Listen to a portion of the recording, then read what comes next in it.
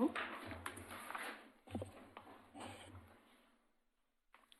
right, welcome everyone to the October 7th Citizen Involvement Committee meeting. We will have Dennis do the roll call. Kanema.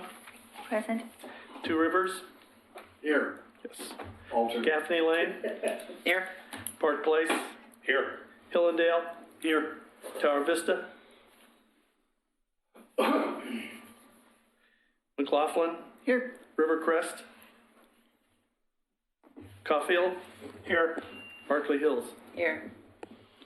Rivercrest Karen notified me she couldn't make it tonight. She had some dental work done that is precluding her from being a voice. So we will move on right into presentations. Welcome John Lewis from Public Works to talk about the Water Capital Improvement List.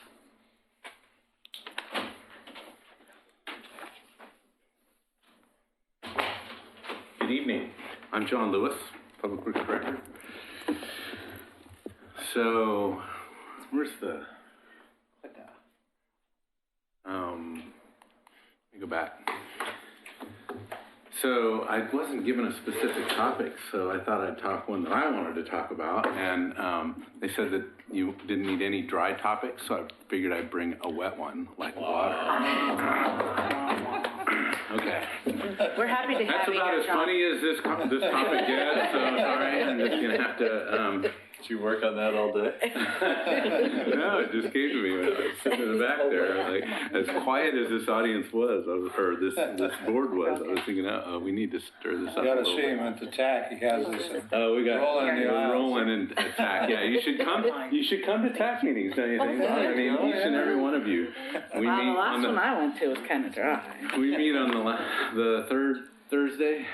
No, third Tuesday at 6, so feel free to show up for the TAC meetings because they're really exciting. So, water distribution system, it's not a new topic for Oregon City, it's a pretty regular topic for Oregon City. Last time we did our master plan, our water master plan was in 2012. After that, we had quite a lively community discussion about water rates and SDCs, particularly about water rates, because if you remember back in 2013, there was a concern that water rates would be rolling back to the rates that they were in 1994. So there was a lot of discussion about water then. There was the water rate rollback issue, which was something that we were able to resolve. And I say the commission took leadership there. They got out in front of the public and made a call to the public to vote to change the charter to remove a provision that would have required those water rates to roll back. I'm not going to talk much about that. That was kind of the last big push for water rates and water system capital programs. What we also talked about that time was water rate increase needs. And because of the concern that we wouldn't get the public to adopt both the water rate or the charter modification, they also didn't think that there's another charter provision around water rates that limits water rates to 3%. And what we were proposing was something more like 6 or 8% rate increases.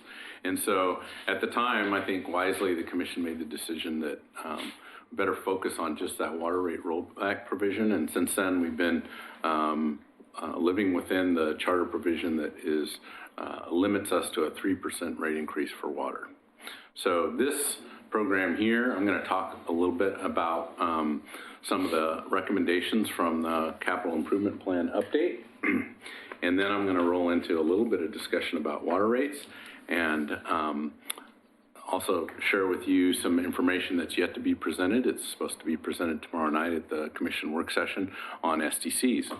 So you get a preview before the city commission gets that. The other thing I want to acknowledge is... That tries reaching. Yeah, don't look. The other thing is the consultants we're working with are Murray Smith and Associates. They do a lot of water master planning for us and water capital projects for us.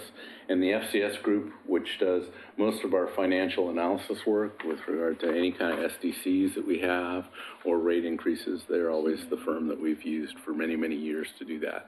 So I stole their slides. These are presentations that they did. I didn't necessarily do them. So if you're interested in the presentations that they did, you could go back and actually watch their presentations, but I'll try to cover it here. So we're going to talk a little bit about this agenda, what's in the CIP update, why we are doing a CIP update, how was the update accomplished, what did we learn, how much will it cost.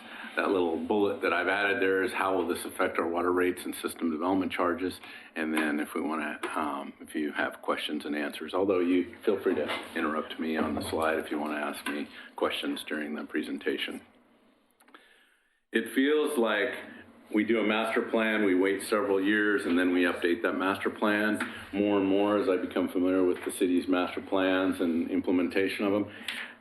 It's much more dynamic than that. I think we're always kind of updating our master plans, whether it be information that we learn in the field, whether we're actually going to take on a section of the master plan and update that particular piece, whether we need to update the capital estimates so that we can take a new look at that, whether there's some kind of concept plan adoption that we're trying to do. So we're always looking at master plans. Master plan is a requirement through the state of Oregon. Usually there's a 20-year planning horizon, and we try to do them every 10 years. Some master plans don't get done that quickly, but water is one that we try to stay pretty on top of. And under the master plan, there's lots of things in a master plan that folks don't get too excited about. Things like programs and different things that we should be doing with water quality, and maintenance and public outreach, those kinds of things. But the real meat of a master plan is the capital improvement plan and the project list. And so that's what we'll get to in this as well.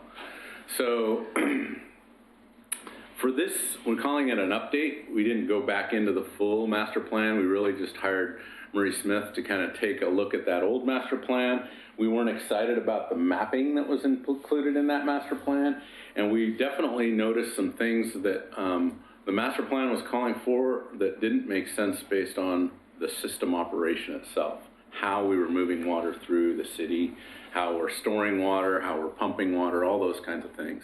And so we were seeing things in the field that didn't match up with the hydraulic model that was used when they created the master plan in 2012.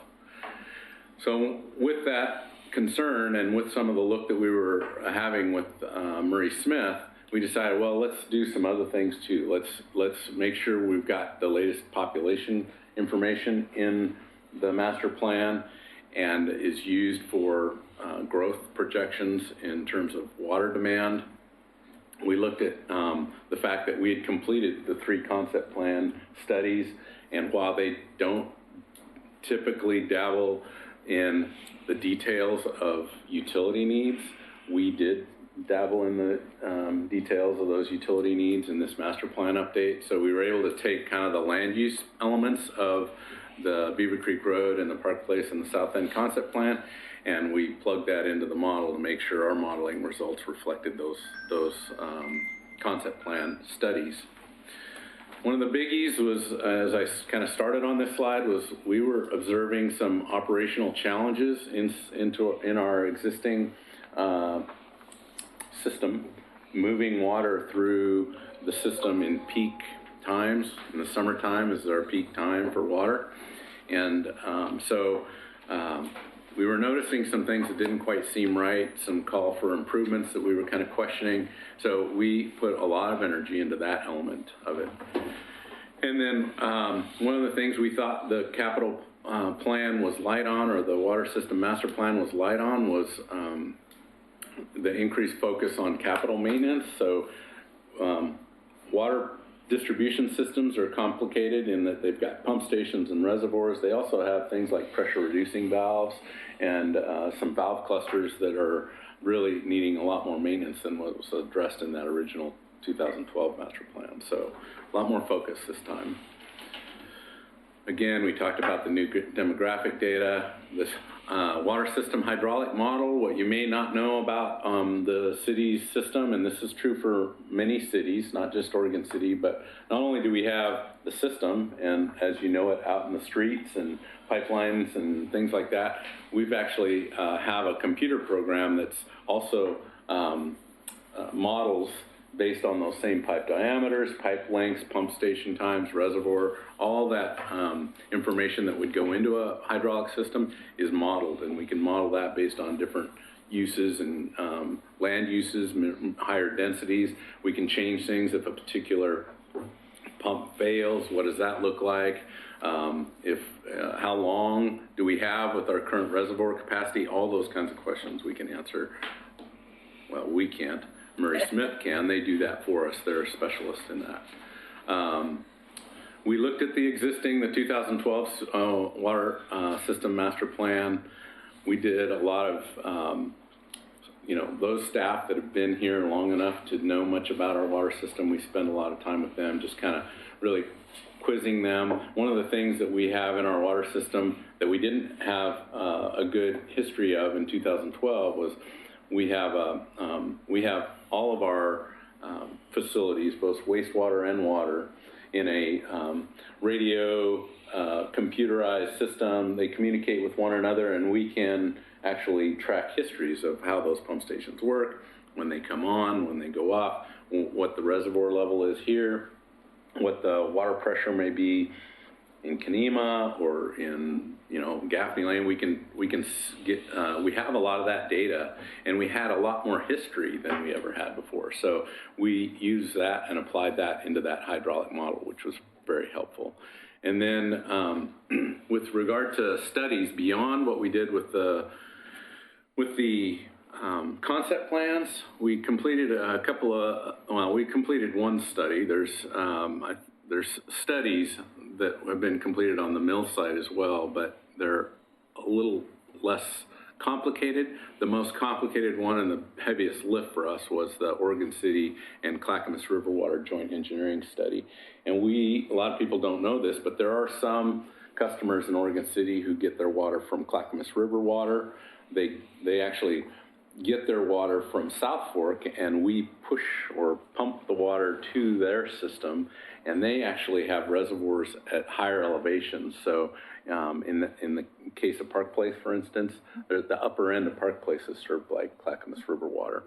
There's some other areas where we push water out to them, and that's more off the South End Road area, out off of Beaver Creek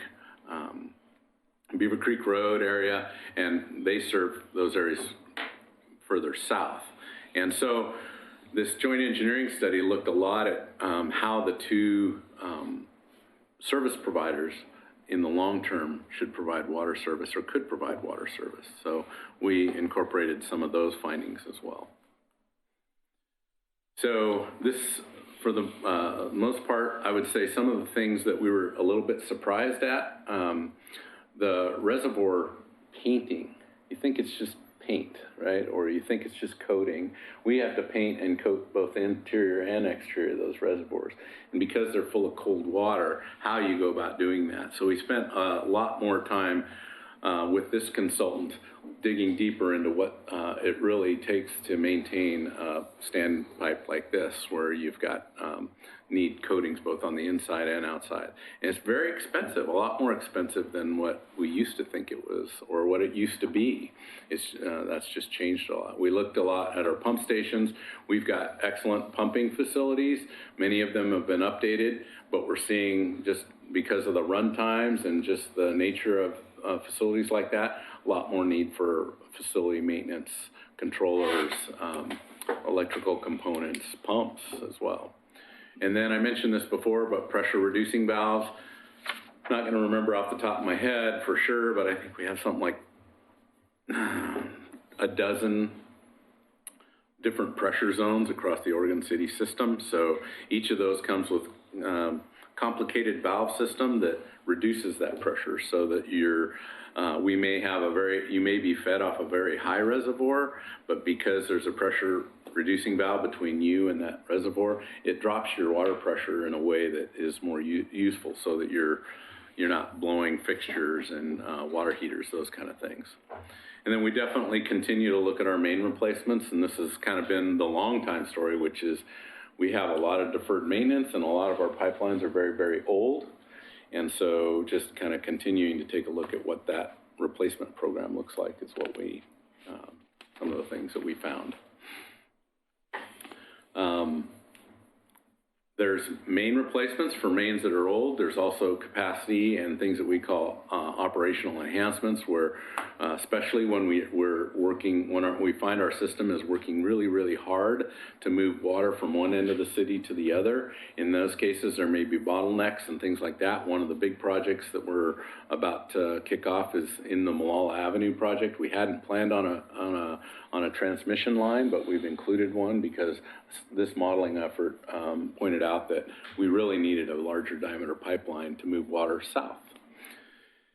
Without that, we see pump stations and the system pressures getting too high and creating leaks, those kind of things. So we found a lot of undersized mains. We're finding areas where it makes sense to do what we call looping, which is to basically create a better network where it's interconnected and it makes pushing water through the system that much easier. We already talked about the pressure reducing valves. We also talked about this, the concept areas. Obviously, each one of them comes with its own series of transmission mains, pumping needs, storage requirements. Beaver Creek Road is one of those areas where there's a portion of it that either we would need to serve, or if we, through our own means, which would include additional reservoir, pump station, or do we work out an agreement with Clackamas River Water and let them serve some of that area? So that was some of our consideration, and still a question yet to be answered. So bottom line is all of that requires a lot of capital to continue to maintain. This is a 20-year plan, and so keep that in mind when looking at these millions of dollars worth of projects. But we categorized them in different ways, and really the bottom line is over the next 20 years, in theory, for the city to keep up with its capital needs, we need to spend a little over $80 million.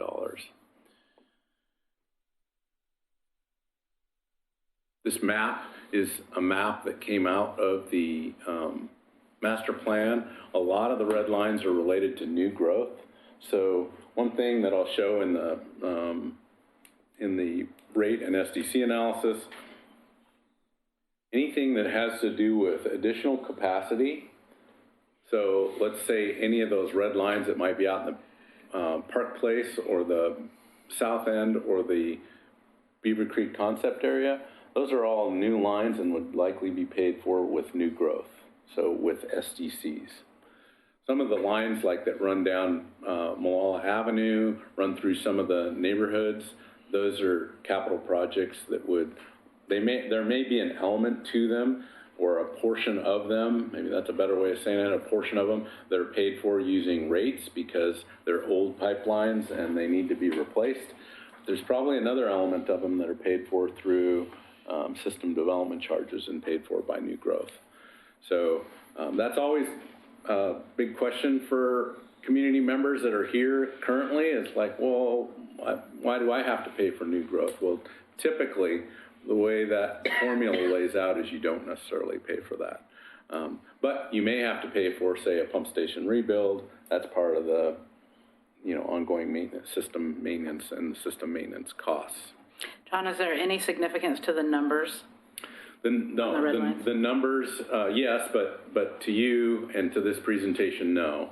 They're just project numbers that would show up on a different project list. Oh, not so necessarily. They're not a diameter or not anything like that. They're just, they numbered them 1 through, I don't remember, 32 or 33. I can't remember how many projects we have. So again, for the most part, our system is what is a good distribution system. We've got, most of our system works like a network. We don't have a lot of dedicated transmission mains, and because of that, I think our system works pretty efficiently. There are some areas where we wish we did have some transmission mains, and that's really from, I'm going to use this pointer if I can. So I know you can't all see that, but generally up here by the grocery outlet, we have our main reservoir, and we pump out of that reservoir and move water south. And it also drains by gravity north to a lot of the portions. But that's one of our main facilities, and so for the most part, we move most of that to the south. And that's where this transmission main down Malal Avenue is kind of key.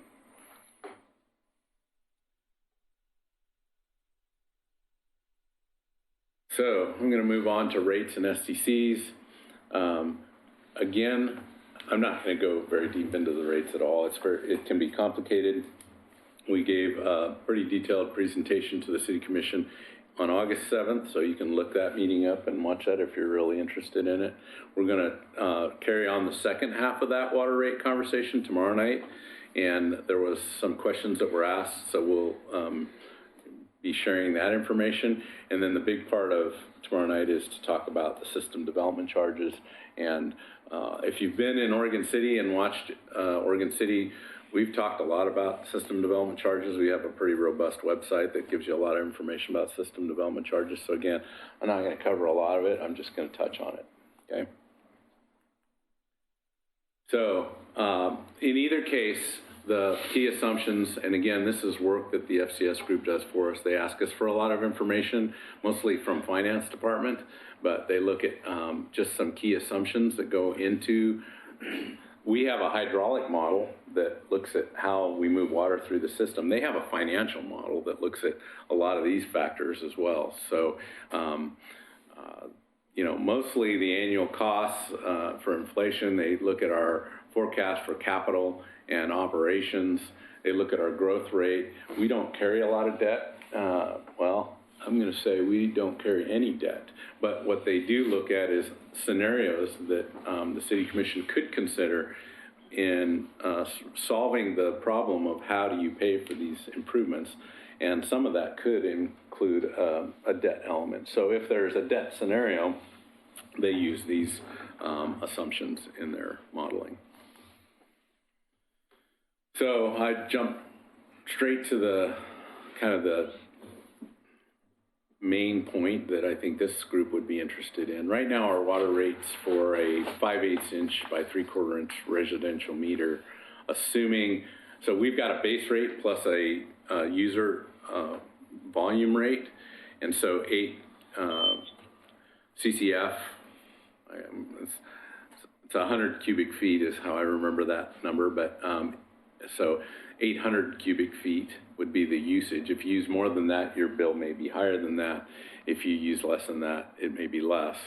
But right now, based on that rate, which includes both the Oregon City element of that, we also charge customers for the South Fork element to that. So they looked at both of those rates combined, and that's what this lists. So on the lower end of that scale, there's kind of a light blue line, and it says Oregon City 2020. That's assuming today's rate, and that's where we fall with regard to a monthly bill. So $40.08 of your utility bill is, portion of that is water. So that would be the South Fork treatment and the Oregon City distribution combined. And then what really this shows is a scenario that we have yet to show the City Commission, but is one that they asked for, which was, they showed some different variable rates, and what one of the main questions that was asked was, what would it look like if it were just a flat rate increase every year for several years? And so if that were the case, the Oregon City 2021 flat rate is where that would be. So that represents 5% over and above the 40. So that's what it came out to show, is that if we were at, right now we're limited to 3% rate increases. Most agencies don't have a limitation. The limitation that West Linn has, for instance, is a 5% rate increase maximum. And so we're going to propose to the City Commission that 5% rate, maximum rate increase would do what we need. It would require us, because a lot of our capital is planned for the front end, it would require us to move some of that out, but it would, but at that flat 5% rate would cover those capital needs over the 20-year planning. John, correct me, but doesn't Westland, Oregon City, and Gladstone all get our water out of the same place? We all get our water out of the Clackamas River through the South Fork Water So Board. why are we so much higher than Westland? That's a good question. I think it's got to do with our age and the complexity of our system. Because this has been a hot topic this week in social media, so this is kind of timely. Okay. Would that be something we would vote on? Would that go to the voters? That would go to the vote. So any proposed rate increase over a 3% requires a charter change, because our charter sets it at no more than 3%. So if we want to keep up with our water needs, and that need requires more money than that, then the only way we could do that would be through a rate increase above the 3%, and that would, recognizing that we can't do that without a vote of the people, we would have to take that to the community. So really, one of the reasons why this is timely is because we're just now kind of kicking off that public conversation about water rates. That's what's coming. SDCs, again, I'm not going to go into a lot of detail. Just know that there's a couple of elements. For the most part, SDCs cover the cost of new growth. But there's also a small component of it that's considered the reimbursement fee. So let's say the easiest way for me to describe that is if there's capacity in the system today that could be used for future growth, we figure out what that is, and that becomes one piece of the system development charge that a new home, new commercial facility would pay. It's that reimbursement piece plus the improvement fee. So our major capital plan, what we just showed you there, anything that's growth related would be in the improvement fee. The reimbursement it's a harder piece to understand, but it's also a very small element of our SDC. So those things together represent the system development charge that we charge new development.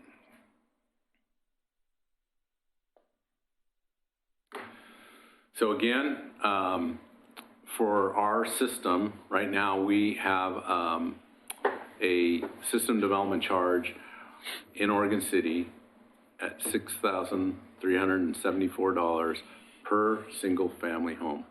So when a new home is built, they pay a variety of system development charges, one of which is water. And in the current day, that's the dollar amount that you would pay. With the capital plan that we're proposing, assuming we were to adopt all of that and move forward with all of that, and this is again, this is just the water element, but it does include the South Fork piece because we pay a system development charge for the treatment element as well. That would go to $11,612, which would put us pretty close to the top scale. Commission, that's not necessarily a voter approved requirement, but it does have an effect on new development. And it's you can see the difference there. That would be true for a single family home. The calculation for commercial is a lot more complicated, but it can have a pretty big impact on a commercial development as well. So, John, is that listed as a water SDC specifically? yes. Yeah. Yeah. So we have every year we calculate we have a worksheet that we hand to a developer that's coming in for a building permit for a new home, and they can see the various SDCs, and that we change this really pretty much January 1 every year. But this new regional, this SDC that we're talking about here is based on, the old SDC amount was based on a prior capital plan and a prior projected growth. This has been fully updated with new cost estimates and new growth.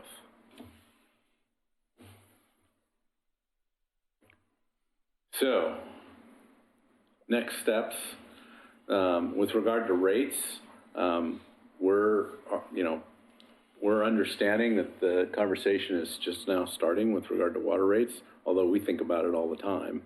But trying to share that with the community in a positive way, that they see the value in their water system, and wanting to see that to continue to stay up with a good standard.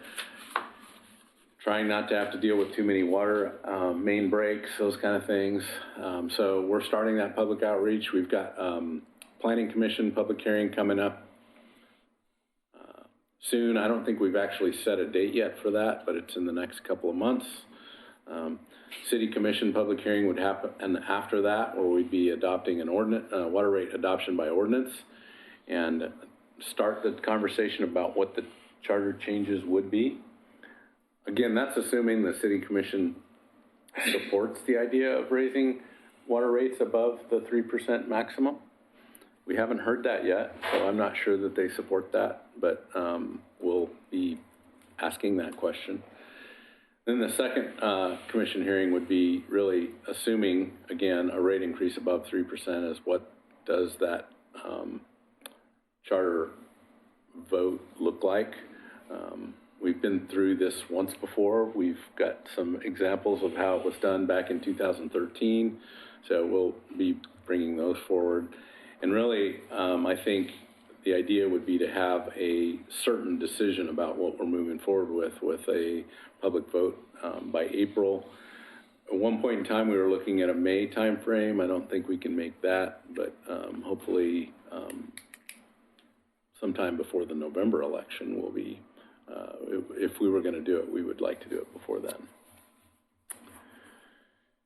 SDCs, a little bit easier. There is a 90-day notice. Obviously, development groups like the Home Builders Association, they're interested in the topic, so there's a specific notice requirement that's listed in the statutes for noticing them.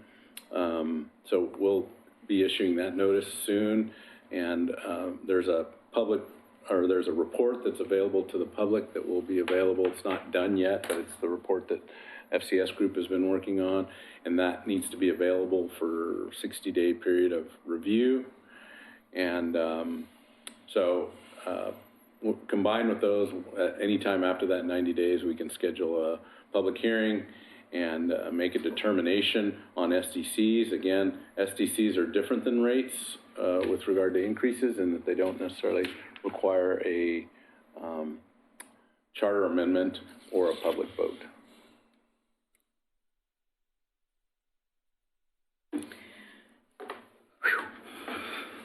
There you go. All right. Any questions for John, Bob? How many reservoirs do we have, and how often do they have to be recoded? Oh, let's see. 1, 2, 3. 3 main reservoirs. They should be recorded at least every 20 years. At least the exterior. There's a different schedule for the exterior than there is for interior. But I don't recall the differences. But I want to say interior is left less often than exterior, and interior is more on a. My recollection is, if you're on a 20-year schedule for the exterior, you're on a 40-year schedule for the interior. So most of our reservoirs, I think the Barlow Crest is the newest reservoir. I know it needs less of that kind of maintenance than Henrici and Boyne. So those are other 2 reservoirs. This next question is from my wife. She has concerns. We're at the very top of a pump station capacity, like 400 feet, 450 feet. Now, as development moves ahead and more homes are added to that particular water system,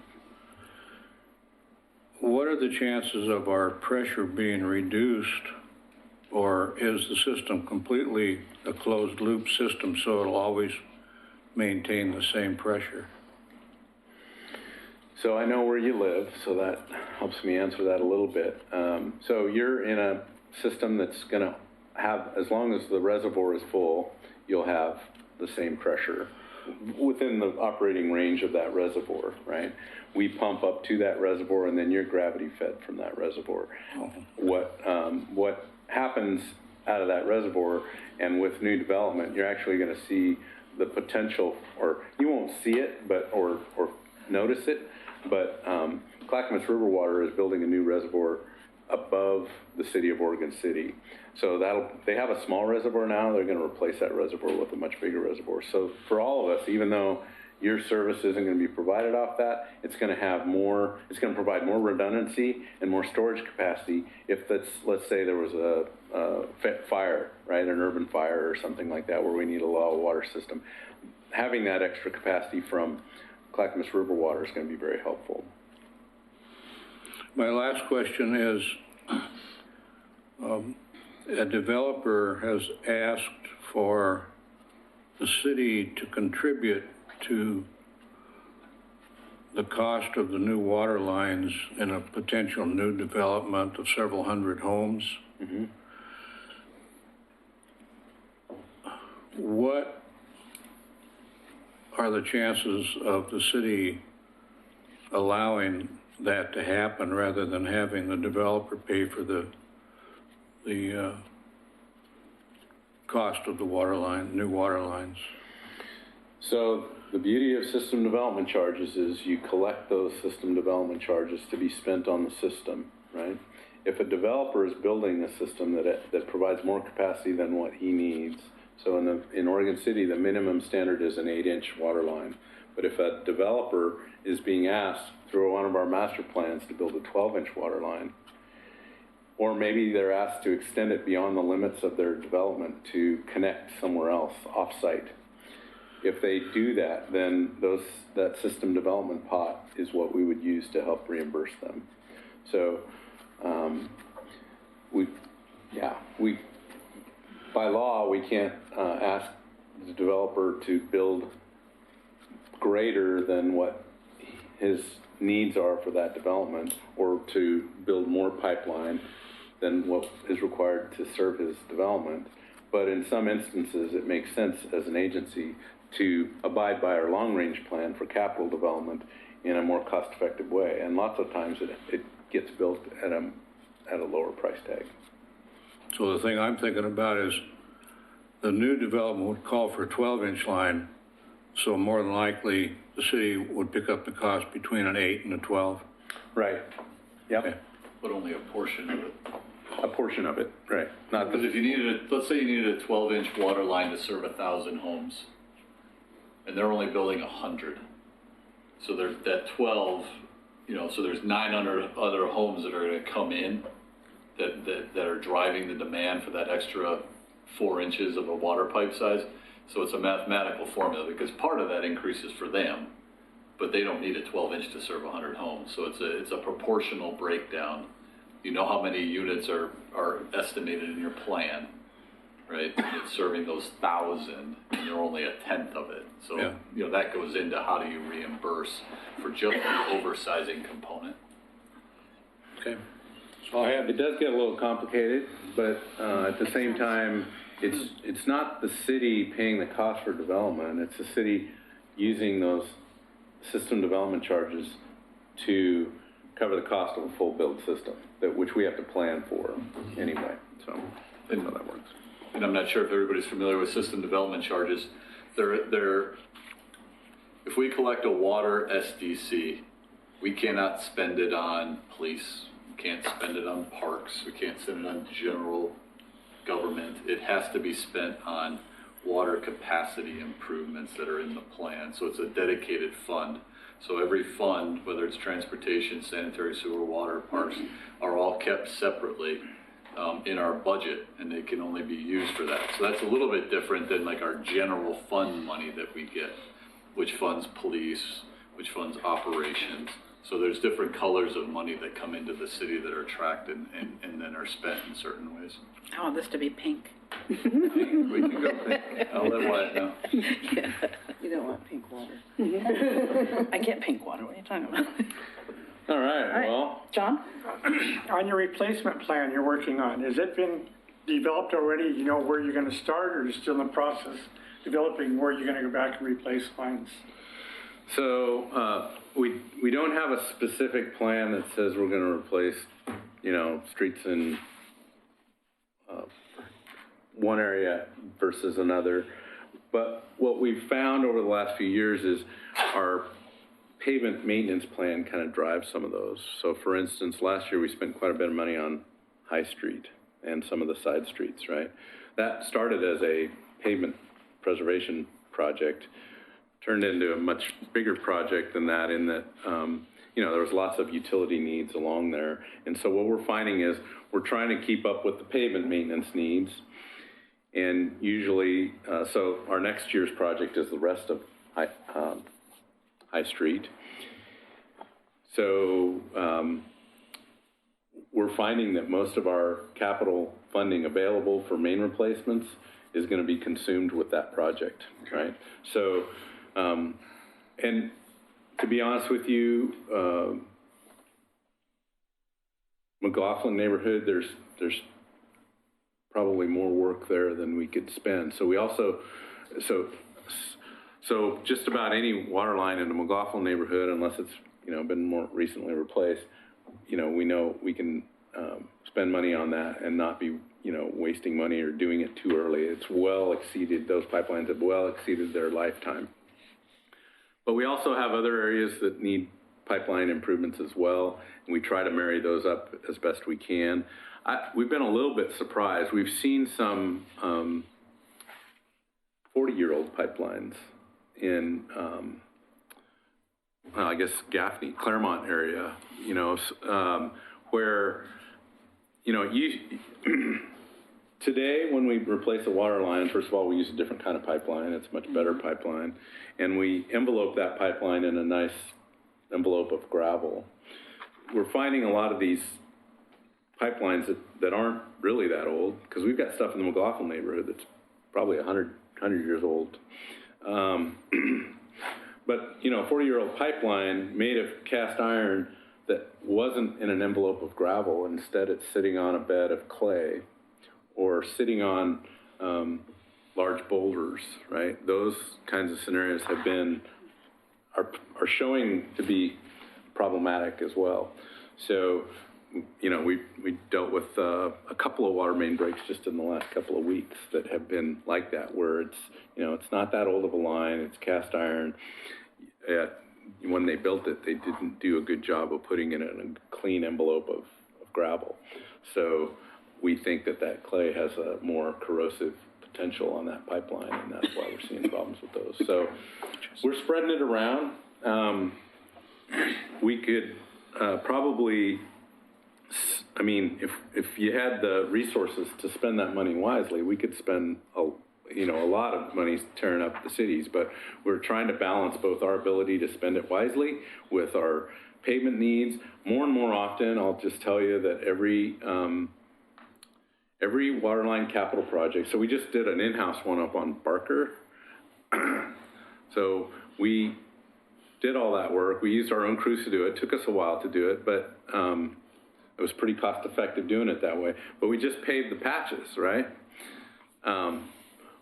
A lot of neighborhoods don't think that's a standard that we should follow anymore. They'd like to see a full-blown pavement, right? Well, that changes your capital list quite a bit, because now all of a sudden, instead of just a patch, you're paving the whole roadway or a half-street improvement. I heard a lot of complaints from the folks right here on Center Street on the other end, where we did a pretty good job of going very, very wide with that project. It got pretty wide just because of the bedrock that was in the street and trying to deal with that. But still, to me, it looks really good compared to what it used to, but you still see the old and the new, and if you're a resident there, it feels like a scar, right? So it's kind of a balance. We're trying to balance that. Quick question, and kind of vague, I guess. You'd mentioned running a new transmission line down Malala as part of the Malala project that's going on. Yes. Now, that project is, from what I understand, is like a bond through Metro and some Yep. stuff swapped around and stuff like that. Does this interfere, or do you have to like, because I mean, that's all surface work at that point. Now it's going to be a major trench for that. Is that going to affect the way the bond works out and all that, or? That's a really good question. No. That bond funding is secure. The challenge is that we're basically adding to the project,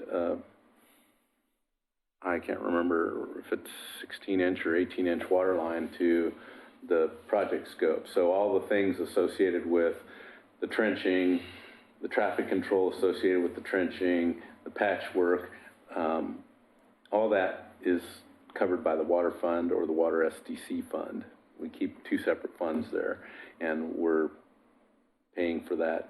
There's a split. I don't remember the split, but yeah, so it won't affect our other time-wise, funds. it won't.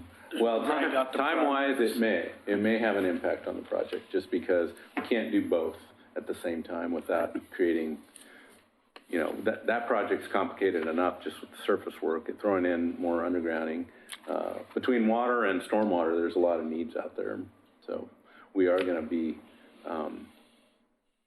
creating some hate and discontent in the Molalla corridor for sure. Okay, thank you very much. All right, Thanks, thank John. you. All right. Our next two, we'll just go right into code amendments, the equitable housing, and the comprehensive plan update, a technical grant. Laura wasn't able to make it this evening, so Christina will be filling in there. Opera. I'll be played Christina Robertson Gardner tonight.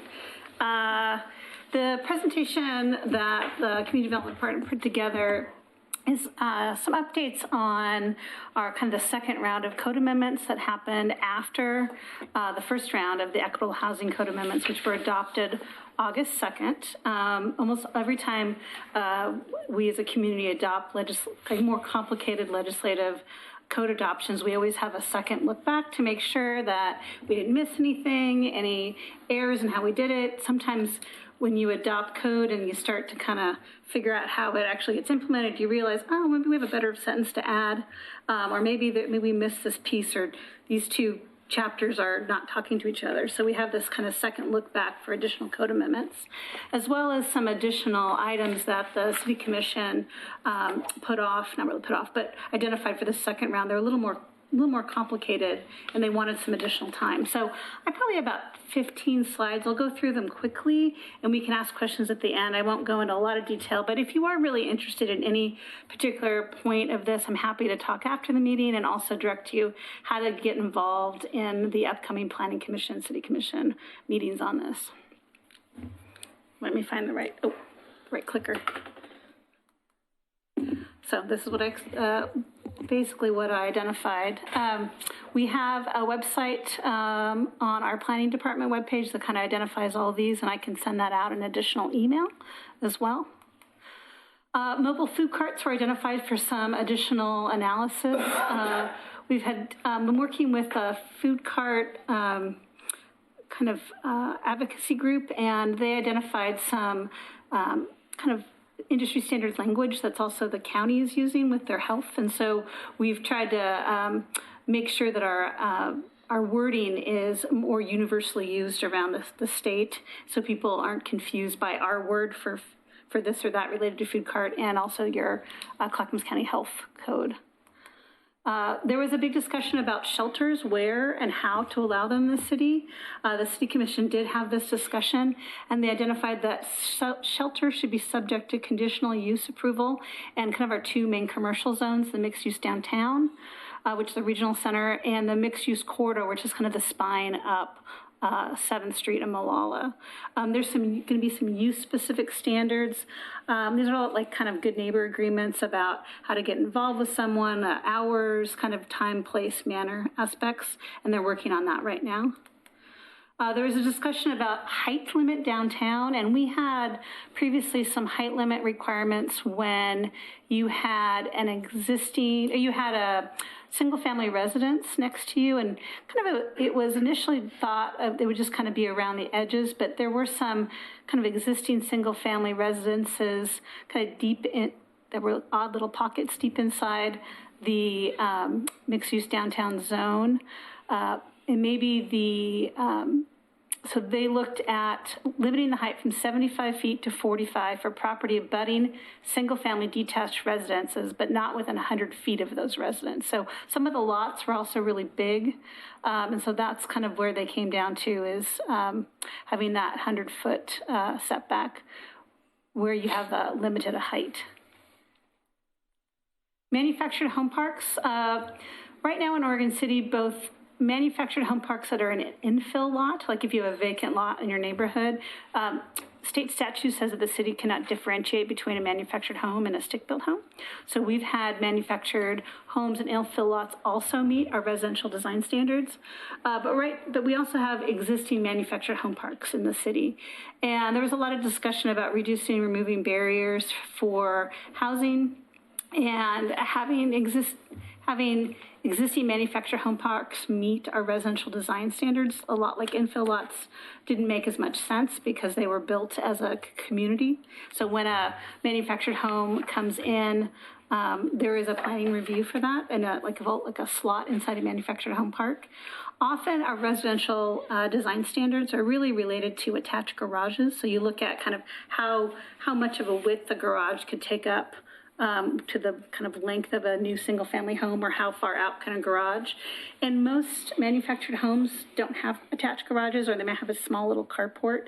And so really looking at within a manufactured home park, the residential design standards did not make as much sense. And so the City Commission is recommending that the residential design standards be removed from within existing residential parks, but not when you're an infill lot in a neighborhood. So if you have an infill lot in your neighborhood, the manufactured home would also need to meet the residential design standards, which often means you're putting in because they're kind of usually they're faced the short part of the manufactured home is usually faced the main street. We require a front entrance to face the street. Usually there's kind of a side deck porch that you kind of walk into as a way to show that your front entrance is at the street rather than usually the side. The door is usually on the side. So there's some ways to kind of massage how we meet the design standards. But we've worked really the last 15 years since we've had residential design standards, and we're most usually able to find a way for infill manufactured homes to meet the standards. So parking lots, this actually came up with the police station. How do you identify employment areas for fleet vehicles? So there's a minimum and a maximum that you look at for any use when you go through site plan design review. And as long as so like office would be like 2.7 spaces per 1,000 square feet is the minimum, and 3.3 spaces per 1,000 square feet is the maximum. So if you have a certain development and you might have a lot, you need to be somewhere between 23 and 33 spaces, just for example. And as long as your lot is somewhere in the middle, you meet the requirement. But the question is, what does that mean if you have fleet parking? And where should fleet parking go? Does it count within your min-max? Is it something totally different? And so what the clarification really is to say in the employment zones, which is general industrial, campus industrial, and mixed-use employment. So that's like First Street or Red Soils or out in Beaver Creek concept plan area. You can have fleet storage outside of your minimum and maximum. But in kind of really our commercial areas like downtown or along Malala Avenue or 7th Street, your fleet vehicles really need to fall within your minimum and max. So it's really a clarification. So screening of mechanical equipment. Right now, all replacement of mechanical equipment needs to be screened, and oftentimes we've found that the buildings that you're replacing weren't really set up to have screening. Sometimes the roofs weren't set up for the extra load for the engineering to put the screens around. And so it becomes a little bit of a Pandora's box when you want to just replace your HVAC unit. So what is being proposed is all new construction is required to have a screening for mechanical units. But if you have an existing building, you can replace an existing mechanical unit like an air conditioning unit with a new one, but you have to paint it or powder coat it. Just knowing that it's often very hard to put a screen on an existing roof because of loads and weight. So that's the difference. Paint it. You can do powder coated paint. So instead of having that that silver look that's really shiny, you can do it maybe a dark black. So it kind of goes away a little bit more, or maybe the color of the building. Was there a color scheme or just? No, it's usually let the applicant determine what color makes the most sense. We also have kind of clear and objective standards for over the counter, so it'd kind of be hard for me to say paint it taupe because your building's taupe. So I think it's use the discretion of the applicant, but you have to actually paint it if you're not going to do a screen for a replacement. But if it's a new building, you will have to come up with a screening proposal. There's some new language on modifying standards for sidewalks for tree preservation purposes. This is not within the city limits, so it's kind of wouldn't be one I necessarily would recommend, but it is a way to save the tree. But this is just a illustration that we're working on allowing kind of clear standards on how to have alternate approaches to sidewalks to save trees in development applications. This came up actually as a good example of kind of that post-approval analysis. We allow in the mixed-use corridor and neighborhood commercial, so mixed-use corridor is 7th Street and Malala. Neighborhood commercial is more of the little nodes in the concept plan areas. You're allowed 1 or 2 dwelling units in those areas, but we want to make sure there's also a commercial component. So, like, for example, if you wanted to build a new single-family residential on Malala Avenue, you couldn't build it and then have a 100-square-foot retail space and call it mixed use. You have to have 50% of the area of your building be retail. And it's just a way to make sure people are not trying to find a way out of our vision, which is having a commercial corridor, which does also allow housing. And we do really want to recommend kind of the store with the units above, and that's what this allows, but not the single family house with it just barely there by requirement commercial element.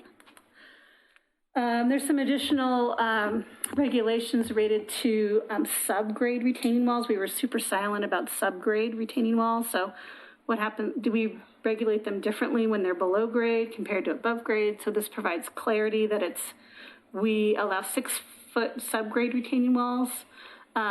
We look at also our heights for retaining walls are more like walls in our standards.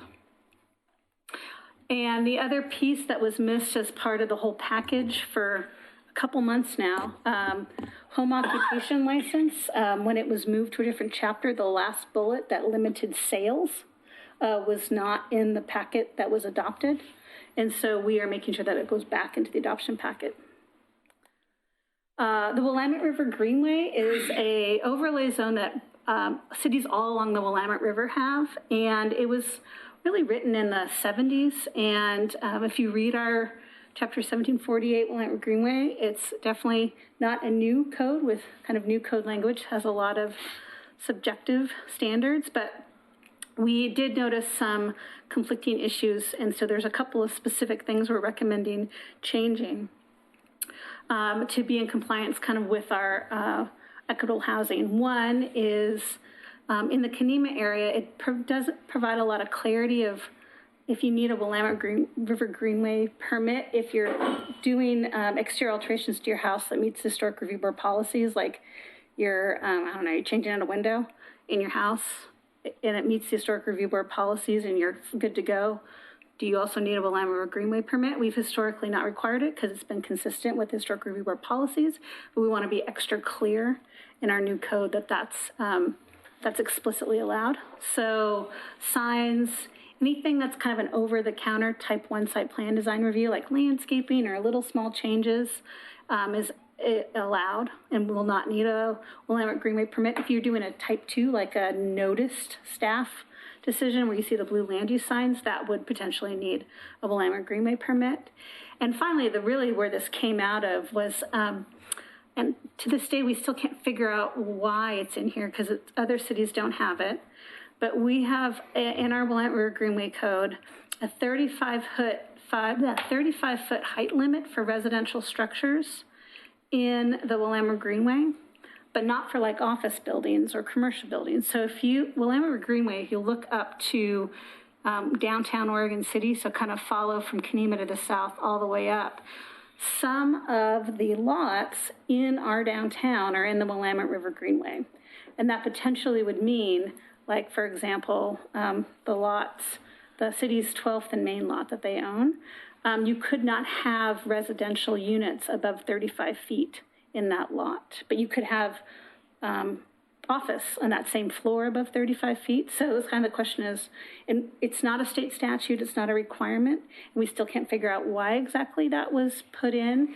35-foot height is a natural height limit for residential zones and single-family residential, so maybe that was in it.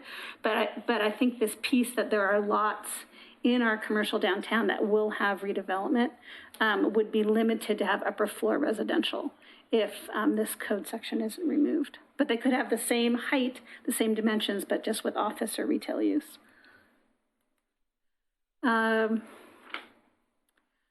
just some specific changes about clarity of where parks are allowed, and then institutional district requires a 15% landscape requirement. It was in other places, but I think there needed more clarity of what kind of landscaping requirement was the institutional district. There's some other things that are being updated. I won't read them. All the kind of little tiny things you realize when you start implementing code. And finally, short-term rentals was identified as a potential issue that the City Commission would look at. And they have determined they will want to wait until after the comprehensive plan update to move forward on short-term rental policy and kind of looking what other communities are doing. So that's won't be adopted this year. So next steps, the Natural Resource Committee is looking at the code changes. There's an October 16th City Commission hearing, a November 6th, and a November 20th. So if you are interested in any of these code updates, feel free to go to those meetings or talk to planning staff. You can talk to me after the meeting and you can be involved. That's all I have, so I'm available for questions. Any questions on that? Okay. So speaking of comprehensive plan, the next item I have is the city is looking at updating our comprehensive plan. It was last updated in 2004. Actually, I'm going to pass this around if you want to grab that. And we are looking at something actually kind of unique. We're applying for 2 different grants, and we're going to look at kind of having 2 different grant agencies work together to come up with a unified scope to provide a really robust public outreach program, as well as a way to have a really broad community discussion about our revised and updated comprehensive plan and how we can really look at the future of Oregon City and decide as a community, what kind of city do we want to be. And so we received the first of the 2 parts of the grants this summer. It was called a Transportation Growth Management Grant, and that's through ODOT and DLCD, which is the Department of Land Conservation Department. We have a second grant, which is a technical assistance grant through DLCD, which we are applying for, and that is occurring this fall. And so we hope, if we receive both, to have a joint scope, 1 consultant team, and we hope to start next spring. And why it's really important, and I want to bring this to the CIC, is, goal 1 is for public engagement and how to make sure we can reach out to as many people as possible in Oregon City. In 2004, we didn't have a lot of opportunities for outreach to people who weren't really already plugged into the city kind of City Hall. And so what we are really wanting to work at this next year is who are the people that are not coming to our meetings? Who are the people that are not engaged in the city? And how do we get to them? How do we ask them questions that are relevant to their lives? How do we ask them questions that will lead to a greater conversation? So there's going to be, and I do hope the Citizen Involvement Committee can be involved as we move forward this next year. We're going to be working on kind of a outreach packet that we can go out to organizations and groups and kind of identify as many groups and underrepresented entities and organizations and people that we weren't really plugged in last time, and how can we reach out to them. And so I do hope in the spring and summer this next year we can kind of rely on neighbor associations and the CIC to help give us ideas about who's missing from the table. So I have in front of you a resolution by the City Commission. Laura Turway unfortunately did not give me the draft letter for the CIC. We're actually requesting if the CIC would support this grant application for the technical assistance grant. And in lieu of a draft letter, I did print out the resolution that the City Commission signed in September supporting the grant. And if the CIC wants to write a letter of support, it'll probably be made up of words that you see in the resolution. And so I'll kind of open it up for questions and bring it back to our Chair, Will Hite. Is there any further direction? Could you clarify exactly what the technical grant is for and how the money would be used and how much? Sure, it's for two pieces. One, it's for the actual public engagement part of it, and updating all the chapters except for transportation, which is being paid by the other grant because it's an ODOT grant. And so as John Lewis was saying, it's in the background, there's different colors of money in the scope, but in the front end, the public doesn't see the back end, who's paying for what. I believe it's about a $70,000 grant that we're asking for, I believe. And so together, I think we're trying to get about $200,000 for the full grant. And that would be in addition to staff time on our end for planning staff. Rita? I feel like what you're talking about is neighborhood associations. And if that grant money were used for neighborhood associations, we could go back to printing a newsletter. We could go back to having more interaction with our own community. McLaughlin neighborhood is pretty blessed in that we have a pretty good turnout, but we're also probably one of the biggest populated. That's a good comment. This grant is actually for comprehensive plan updates specifically. So this is, we couldn't use that money for general public engagement because it's for the actual comprehensive plan update. Yeah. Might be there's some other city money then that could be redirected. Thank you.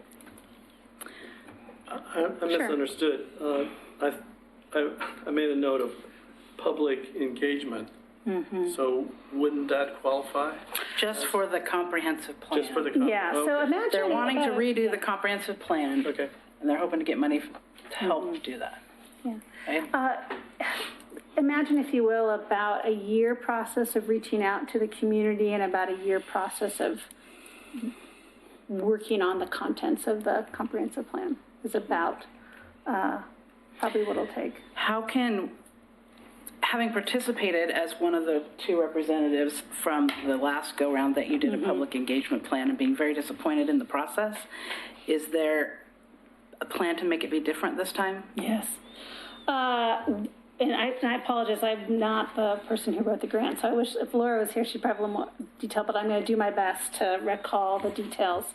There will be a citizen advisory committee, and I think our goal is to really reach out and say, have we brought as many different people to the table as we can that haven't been involved or maybe have been involved and know where to find other people. And so as part of the kind of lead up to the comprehensive plan, I'd like planning staff would like to come back to the Citizen Involvement Committee early next year and kind of talk about how that Citizen Advisory Committee should be made up, and then how to make sure that we're not missing people at the table. And so we want to have a really broad approach and make sure that, sorry, I'm talking and thinking at the same time. That's okay. Make sure that, I'm going to repeat myself, we are not excluding people that feel uncomfortable coming to City Hall or really feel that they don't know too much about what's going on in the city, or they just maybe don't want to come and be on a Citizen Advisory Committee, but they may want to be involved and let their comments be heard as we move through the process. So we're really looking for kind of experts to help us find ways to make sure we've reached out. And I guess my comment is more along the lines of that last plan felt that the people that you got, what are they called again? That you hire the group to come in and lead the discussion. Oh, like the facilitator? The consultants and facilitators. The plan felt led by them, not the group. So what assurances do we have that this time, this is saying this is a comprehensive plan, we're supposed to be identifying community values and vision. What's the guarantee that this grant money isn't going to pay for that consultant to just come in and steer whatever people that we get there in the direction that I think we're trying as hard we can not to do that, because spending all this time and money and grant to have that happen again is a failure for everybody. So having people like you on the committee pushing and asking is really important. I think the other thing we're really trying to do is really set this first part. Part one is that community value conversation. Before we even talk about land use chapters, what are the things we value as a community? Let's talk about it in non-land use terms. Let's talk about it in terms that people understand. And then, as you have this community consensus at the City Commission, then working on kind of the phase two, which is how that translates into writing. Do you know when this grant application is due? This month. Because I don't feel comfortable passing a resolution to write a letter if we don't know what the letter's going to say. I mean, voting to to sign a letter of support if we don't know what that's going to say. Well, most likely the letter will be a version of this resolution. So but this doesn't say anything that is understandable to the general public. I mean, that's really confusing, and it doesn't explain what the grant is and why the CIC would even want to be behind the grant. I think the letter would be, knowing Laura, it's going to be a lot clearer. So it's probably after the grant is due is the November meeting. So some options, you could just do a voice vote, and we could let them know that there was a voice vote in general support. That's one option.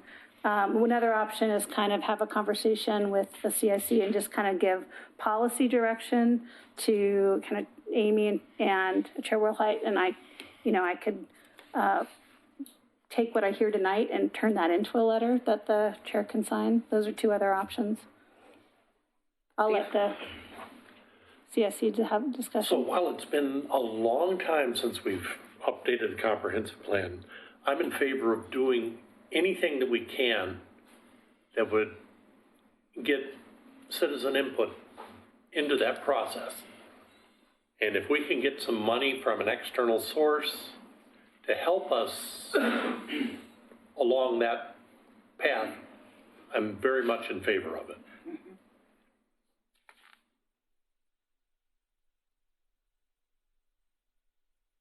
I have a question for you. Yeah. Also, in this comprehensive plan, will there be outsourcing on someone that you hire again to get advice from? And would it always be based on a Portland model? Like, would we be able to look at, something different than Portland? Like, obviously, Portland has done its mistakes. It's done great things.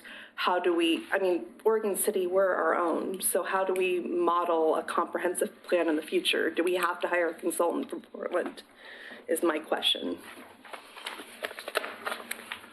I'm trying to find different ways to answer that. We send out requests for proposals with our granting agencies to find the the consultant team that has the best expertise has, shown with the breadth of information. There's consultant teams all over the region.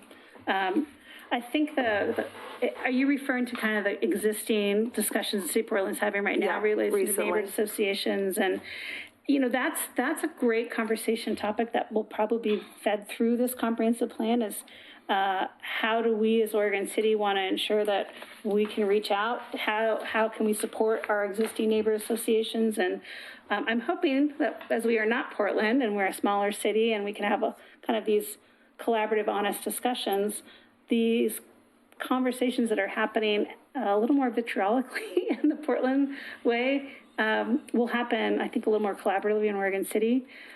Neighborhood associations have a very strong role in Oregon City, but we also need to find ways to, in the future, how do we make sure we are listening to all of our citizens? And so citizen outreach is goal 1 of the Oregon State Land Use Goals and also goal 1 and policy 1 of Oregon City. But the other chapters in the comprehensive plan relate to infrastructure and facilities. They relate to land use and transportation. And we're actually even thinking of, the 10 or 12 chapters in our comprehensive plan now are really wonky, and they were really great for planners and development applicants to find the policies, but the average person reading them, how do we rewrite our comprehensive plan that may have good meat, but it's rewritten in a way that somebody can pick it up and get the major themes? So what are the major themes for the city? How do we meet our, local and state requirements, but what are our policies? How do we track our policies? Are there metrics to our policies? All these things, I think we can look back at the 2004 concept plan and say those things don't really occur as well. So those are some of our goals for the upcoming comprehensive plan. How do we write a plan that's really readable for everybody? How do we, as a community, look at our neighborhood associations, and then how do we want to make sure we've reached out to people who aren't coming to the neighbor associations but still want to have a voice? That's community involvement. How do we wrap in really technical things into a document that's still needed but write it in a way that's more readable? So those are some of the larger goals of our upcoming comprehensive plan process. Okay. Linda? Is there a way that we can have the letter written and emailed to us, and then we can look at it, and then we can vote to Amy or someone and say, yeah, we approve it or not? The problem is you can't have a conversation like that over email because it's kind of a quorum. So when you do things like outside of a meeting, so generally what happens if work is done outside the meeting, we've had, a letter written that, general policy direction is given, and then the chair signs it, but, the group kind of provides the content in a conversational form. You can once again just vote to support it, and I can just forward on the vote without a letter to our community development director. Those are really the two that I can think of right now. Because I think if it comes back in November, the grant is done. The grant is turned in. But it still might be good to have in the longer run for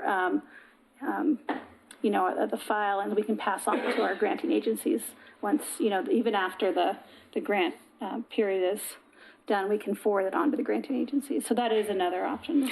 So someone could make a motion to approve a signing of a letter if it met certain parameters, so then that way we would know, we want it to make sure that it's clear and that we're supporting public involvement or whatever it is that we decide. So we might not have the exact wording, but if we come up with what we want to make sure it kind of says, then. I'm just hearing that Laura is sending the letter right now. So the magic of the internet. Okay, so can we just table this for a few minutes? Yeah, I think they could be a phase 1, like we're talking right now, get started. But phase 2 would be more how we want to control it. And so it sounds like after the next item, we will have the letter in front of everyone's desk. So we will table this for a few minutes. Come back to this agenda. Rachel? So to comment on what Carla's question about City of Portland and the consultant, first suggestion, I think for staff, when you're reviewing your RFPs, you could put in your reference section, you could ask proposals or proposers to give us sample or reference projects for a comparable city of our size, and maybe a non-urban or a mixed urban/rural community as part of the proposal RFP process, so that we could see some similar projects, and so not necessarily someone who just has projects Sitting in Portland on or this thing, they're like, Eugene or well, something Portland, like we that. did that, and I don't. Right. We often do that for a lot of our RFPs. So we say, we want you to have done either something, a city that's as big as Oregon City or not too big, so show us sample. Yeah, it's a pretty common thing, and so I think that would be a good idea for this RFP, that hopefully would get to that, maybe that show that they could reflect values of a different size city or a different type of qualities that are in some of the cities, including Oregon City. My second is it more a question for Christina. So you're talking about public engagement. Is this consultant also going to be the same consultant that works on Goal 1, the update of Goal 1? Or is that a separate piece? Or where does the Goal 1 update fit? Because this group would definitely want to be involved in the Goal 1 piece. Yeah, so that would be in those kind of two-part conversations. Year one is that community values discussion, and then kind of the recommendations that come out of that community values discussion would be fed into kind of step 2, which is the translating that into text. Is it the same consultant? It would be the same consultant. Okay. And is that grant part of that whole, both pieces? Mm-hmm. Yeah. Okay. While we're passing this out, and we'll give a few minutes for everybody to read it, is there any public comment that we have? Oh, sorry, Bob. It's okay. I remembered to remember. I get ignored by my wife and dog all the time. Trying to hurry so we can get to our other pieces. One thing that I thinking about into the future when we get into this comprehensive plan, which is a huge undertaking. Well, I've sat on several citizen committees on some of these things that have been developed over the years, and it seems like there's never enough time devoted to get the process completed as the citizens really wish to. Example, you've scheduled 8 meetings, for example, 4 of which are involved in the citizens committee, involved in whatever the process is. So then you get to the 7th meeting and they say, well, we got to get going on this thing. We got to hurry up and get this thing through because we've only got 1 more meeting to go. So we got to push this stuff through, whether you like it or not, we got to push it through. I would like to see some way for that to be prevented, because that's a terrible way to develop something. So looking at this letter, one of the last lines is, we are committed to working with Oregon City and the community on this project. I think that would behoove us as the CIC to keep on top of this, and that is how we're going to be able to do it. I think what Bob has mentioned is also something that planning staff acutely is aware of, and how knowing that the money we have and the desires of the community sometimes don't match up. I think what you're seeing right now in the Beaver Creek Road concept plan is a kind of the reality and how kind of we're moving forward, where we had a consultant team, we had a budget, they came up with a public process, we had draft code amendments, and then planning staff is taking it through the hearings process. And so we really, we know that we move much slower than what our consultant budget could ever pay for. And we need to better understand when the baton is passed and when planning staff is taking on kind of that longer approach, what you're saying of, if we need 5 meetings, 5 meetings. If we need 8 meetings, we need 8 meetings. And what we can do as planning staff compared to what the consultants do. Well, and to a whole new vision. I mean, even with the Molalla Streetscape, it was asking people to come to an open house at a certain location at a certain time. That, right, and so that's not necessarily the best way to get community input. Right, and that's a staff time versus consultant product. And when we know something like this is going to take a lot more time than what a consultant budget is, what are we paying for the consultants and what are we doing on staff time, knowing that it's going to take much longer to actually adopt something because we want to do it right, those meetings may not be covered, won't be covered by the consultant. So that's a big goal of this project, is to really try to find what's the best use of the consultant's time and money, and what can staff do on their own, and knowing that time is a big thing that Grant staff can do. applications are wonderful. It's a wonderful idea. But as you tell all the things that you've been doing, what Bob was referring to was, in my opinion, getting us in on what are we going to ask for? Why are we going to do this? And every neighborhood would have input that might not be thought of by the city employees. So I think, isn't that kind of what you were referring to, Bob? That's part of it, So apply for another one soon and then ask us to start on it with you. Yeah, coming to the table early on in the discussion instead of right when it's due. Yeah. All right, so have you had a chance to look this over? Does anybody have any comments or want to make a motion to support or not support or change? I don't know if I can make a motion as an alternate. I move that we You can if you're, approve this document and sign it for the CIC. I'll second it. okay. Discussion? Okay, call the roll. Who does that? Kanema. Yes? Two Rivers. Not appointed yet, so. Not appointed yet, okay. Gaffney Lane. Yes. Park Place. Yes. Hillendale. Yes. Tower Vista. Not here. McLaughlin. Yes. Rivercrest. Not here. Not here. Caulfield. Yes. Berkeley Hills. Go ahead. You sure? Yes, whoever's the primary. Which one's primary? No.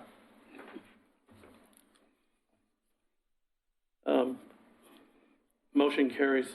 Okay. And then I think, keeping on this, we should help us all remember to be on this. Yes. Okay. Great, thank you. Staff liaison, was there anything? I just have two real quick updates. As you recall, the CIC took a vote to request that Brian Boyce be removed as a CIC liaison. He has resigned. And so they're looking for new members. I know that Jerry Herman has applied, and that is moving forward through that review process. And then there was a question about how to properly turn in your request for postcard in a manner that gets the postcard sent out on the day you want it. So I have a link on the liaison agenda, as well as there's a link on the citizen involvement page and the neighborhood page that talks about kind of that process. And as long as you follow that, you can kind of come up with the date that makes sense for you, because every neighborhood association has a different goal of when they want their postcards sent out. Speaking of Jerry trying to be approved, do you know what the current status is of receiving applications from current members? I haven't. Please do send all your requests to Katie Riggs. Most of the boards and commissions deadline was kind of at the end of September, but CSC is a little different because every neighborhood association has to nominate their new members, and most people have your meetings in November and December. So if you haven't done it already, please at your next neighborhood association meeting, identify who your CIC reps will be for the 2020 term, and get those to Katie Riggs as soon as you have your vote, and she will put together the whole CIC package in the new year. All of our terms expire at the end of the year, so we need to re-up. So. Yeah, so if you are filling in for someone, you're just doing a partial term, you will need to be reappointed. So everyone needs to be reappointed for the next 2 years, starting January 1. Speaking of CIC changes, Bob? Did we have any public comments? I already asked and they said no. You didn't? Okay. Did you have a public comment, Jerry? Oh, well, should I do my report now or at the end with your? You can do it at the end. Yeah, with the round table. Okay. Yeah. You mind if I pass these out here? Oh, you can do We can do it at the end, at round table. at the round table at the end of the meeting. Okay. Sorry. Okay, Bob, Reader's Digest. Yep, 3 minutes. Let's see.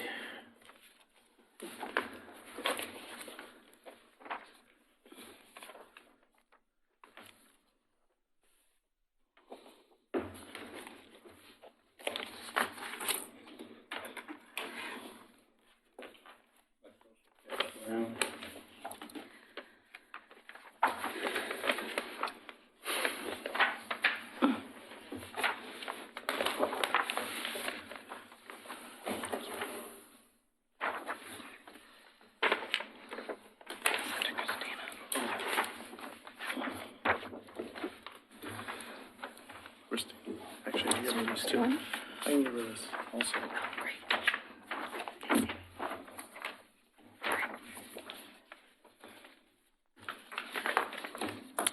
Okay, a small group of us, both CIC and non-CIC members, have gathered to discuss the current state of affairs of the CIC. Nearly 5 years ago, the city decided to reorganize the CIC into a group more aligned with other community committees and boards. At that time, it sounded like a grand idea, but none of the goals the city stated they wanted to accomplish have been realized. And I'll go over them in a little bit. We've presented our ideas that I'll cover here to the city commissioners and have their enthusiastic and unanimous support. First, I'd like to quote some excerpts from the former CIC bylaws.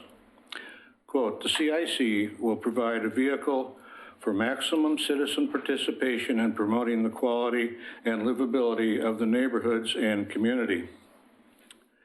Quote, "The CIC will serve to promote, coordinate, and implement various aspects of community involvement through citizen participation." Quote, "The CIC will consider a broad range of issues affecting the livability and quality of the city's neighborhoods." Those are all quotes from the former bylaws. On February 2nd, 2015, the city presented the new concept for the CIC as directed by the City Commission. This was a total surprise to the CIC membership and was not taken kindly. They felt treated as errant children whose opinions didn't matter. This was followed by a series of heated meetings with some still contested issues today. On June 1st, 2015, a vote was taken to adopt the new CIC code. The vote was 2 abstains, 6 no, and 7 yes. Hardly a strong majority.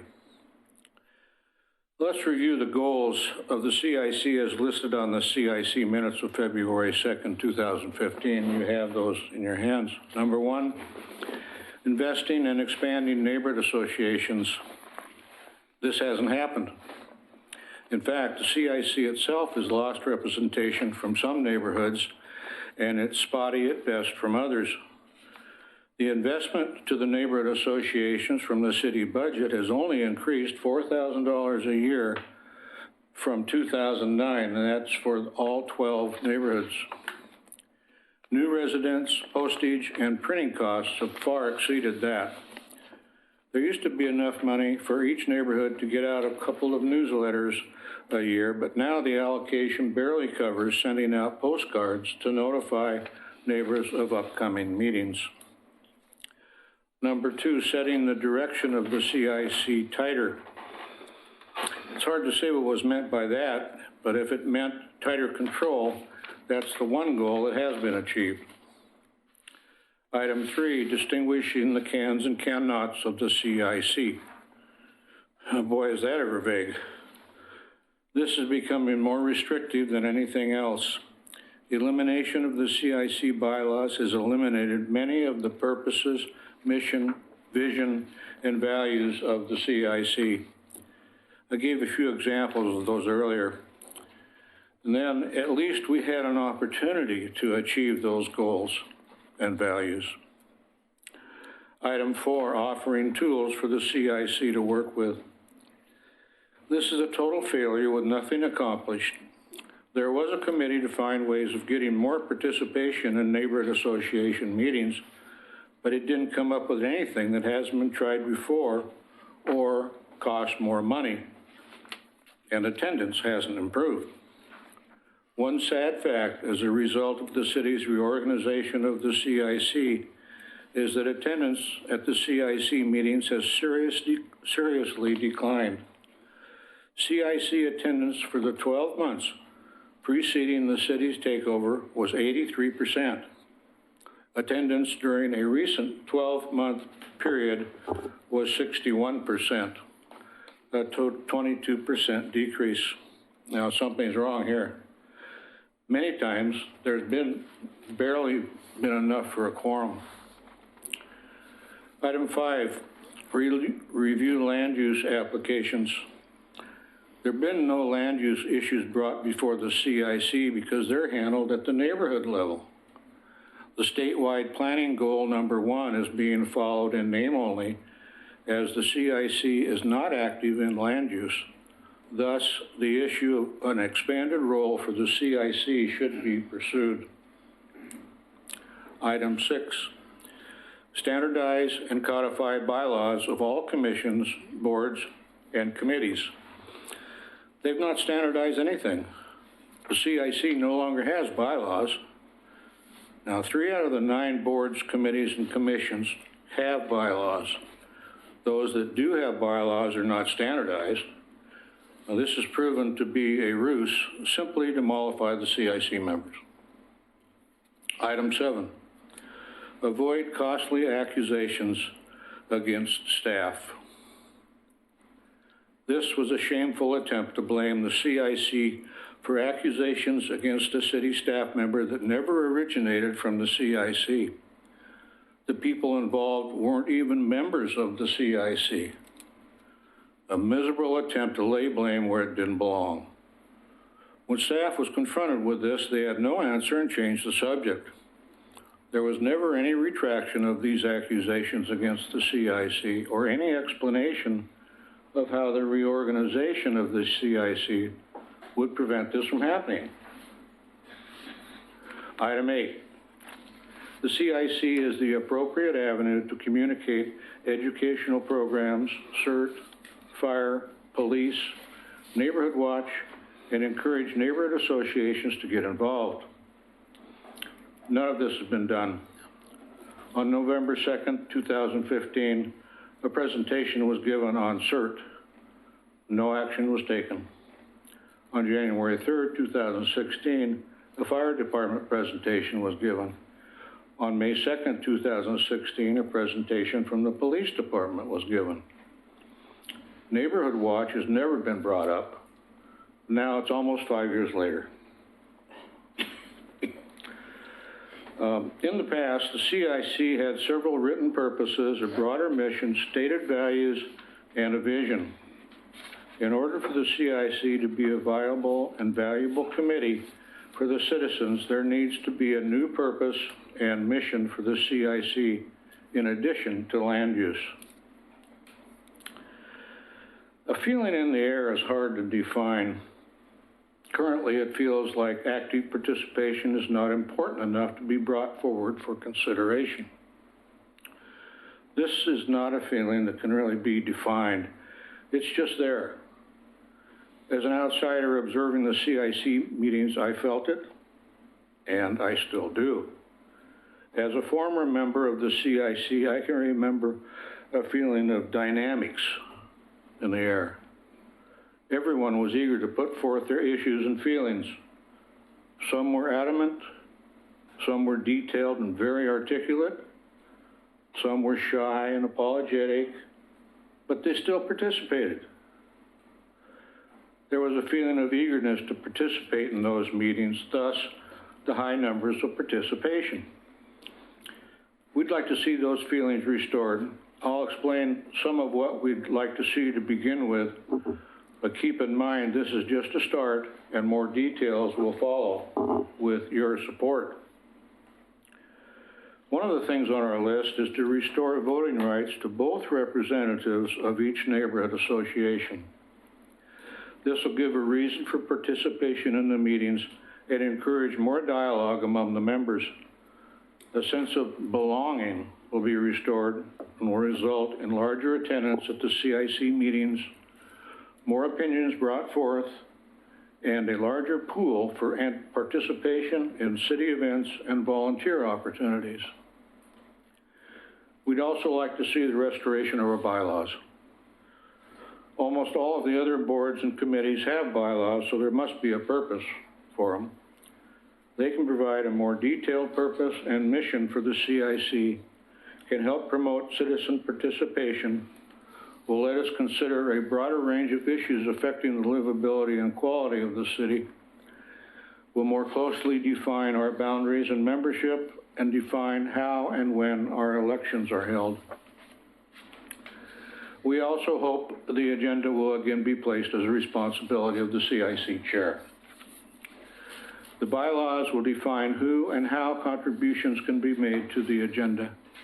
This will allow the CIC to be more aligned with citizen values, desires, and issues. More neighborhood issues can be brought to the CIC for discussion and guidance. Items on the agenda will be of interest to the citizens, not decided by city staff. That will result in the feeling, I can be a part of this. My opinion counts. I'm free to bring forth my neighborhood issues, and this is an inclusive organization. We want to give the CIC members the feeling that they're in control of their own destiny. Anyone can bring forth their ideas, opinions, and feelings about any issue they feel is important to the neighborhoods and the city. We represent the citizens as a citizen organization. We're asking for your support for our ideas so we can go before the City Commission and ask for these changes to be made to the city code. Thank you for your attention, and I'll be happy to try to answer any of your questions.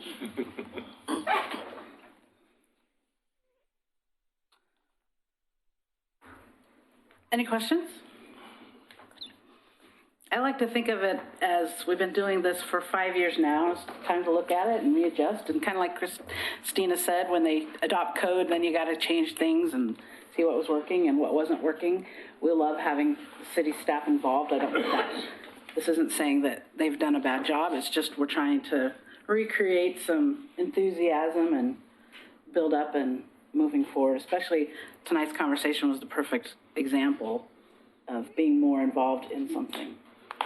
Instead of just the CIC being a Monday night meeting once a month, it should be a constant, ongoing thing. I have a Rita? comment about the 2 reps and one being allowed to vote and the other not. We bought our home in 1958, and I've lived there all this time. And I felt like that our neighborhood has grown beautifully, and houses are being kept up nicely, and everything is well done. And I think it's very important that the neighborhood association appoint our representatives, and they be our representatives. I mean, why the mayor would have to approve with a letter to me telling me that I've been approved when our neighborhood association became active again in the 90s. And I was secretary for more years than I'd like to think. And I just think that we need to remind each other and our community that we love our neighborhood and we want to be able to share what each one of our areas is proud of. Steve? So when we first formed the CIC, we got people together, some of them that had been part of the even older version that kind of fell apart back in the 90s, but mid 2000s, and it was the Citizen Involvement Council. We are not a city commission. We are not a city committee. We are a council representing our neighborhoods. That's the whole purpose. We got confused in there with the bylaws, putting in some mandated changes that said we were going to try and do mediation. Yeah. We didn't even have a stick. So forget about it. We can share information between the neighborhoods, find out new information from the city, give our concerns to the city, and that's what we do. I'm in favor of supporting Bob's proposal. I motion to approve. Have a second? I will second that. Okay. Any discussion or questions? I second it. Oh, was that? We got three people seconding it, so. Second, third, and fourth. Wait a minute, what exactly was the Is motion? there a fifth? As I understand, the motion is to propose, to go to the city commission with these three. Yes. Yeah. Yeah, because that was. And the bylaws will morph as we create, we take the old ones and clean them up and drop out the mediation and grievances. Yeah, we don't want this. No, thank goodness city commission already took that away from us. Okay. Any questions, discussion? I like the fact that having both people vote, we get a better context what the feelings are in an area, because I have my opinion, but how many people do I actually represent, which to us, I think we get a better balance of what's coming out of the actual area we're still actually thinking. Well, and another reason we were hoping for two is, Gaffney Lane has only always had one. I try my best, and I'll keep trying. The more people we have on the CIC, when we say who's going to National Night Out or whatever, it's not the same 4 people. We have more people, so hopefully we can help encourage. And like Steve said, our goal is to pump up the neighborhood associations. And so if we can get excited here at the CIC, then, maybe we'll see a more flux of, because it does, the CIC and neighborhoods ebb and flow. We've seen it. Just to back up that statement, the average attendance at the CIC meetings previously was 17 people in this room representing neighborhoods. So that's pretty good. And we've created no, we didn't. City Commission recognized another neighborhood since then. Two Rivers didn't used to be a neighborhood. Okay, so seeing that, call the vote. Yes. Kanema? Yes. Two Rivers? Not here. Gaffney Lane? Yes. I'm on a path. Park Place? Yes. Hilladale? Yes. Tower Vista? Not here. McLaughlin? Yes. Rivercrest? Not here. Caulfield? Yes. Barclay Hills? Yes. Carries. 2, 4. Yes. Okay, great. Thank you for your support. Thank you for your hard work. So we will see when we can get on the City Commission agenda and move forward. Okay, approval of the minutes. Did everybody have a chance to look over the January? Oh, we're getting closer. We're in the same year. We're working on it. The January We're in the queue. minutes. I had one question. I don't know if you had any. Under 5A, there was a vacancy for the vice president, and it said, I made a motion. It was seconded by Dennis Anderson, and we voted. And I can't imagine that unless I just didn't know that chairs couldn't propose motions. So do you know anything about that? Did it really happen? I wouldn't. I can't even remember. I mean, in my memory, it was more along the line of, can we hold this over? And everybody said, yeah. I don't remember actually voting, so I don't know that it matters. To an unknown person made the motion, just to make sure that there's not a incorrect piece of the minutes. Yeah, I mean, I really don't know, but, so we could just say a motion was made. Yeah, that's fine. We can make it, More generic, okay. Any other comments? Anyone want to make a motion to approve as amended? I'll move that we accept the minutes for last January. As amended? I second. Yes. Carla, okay.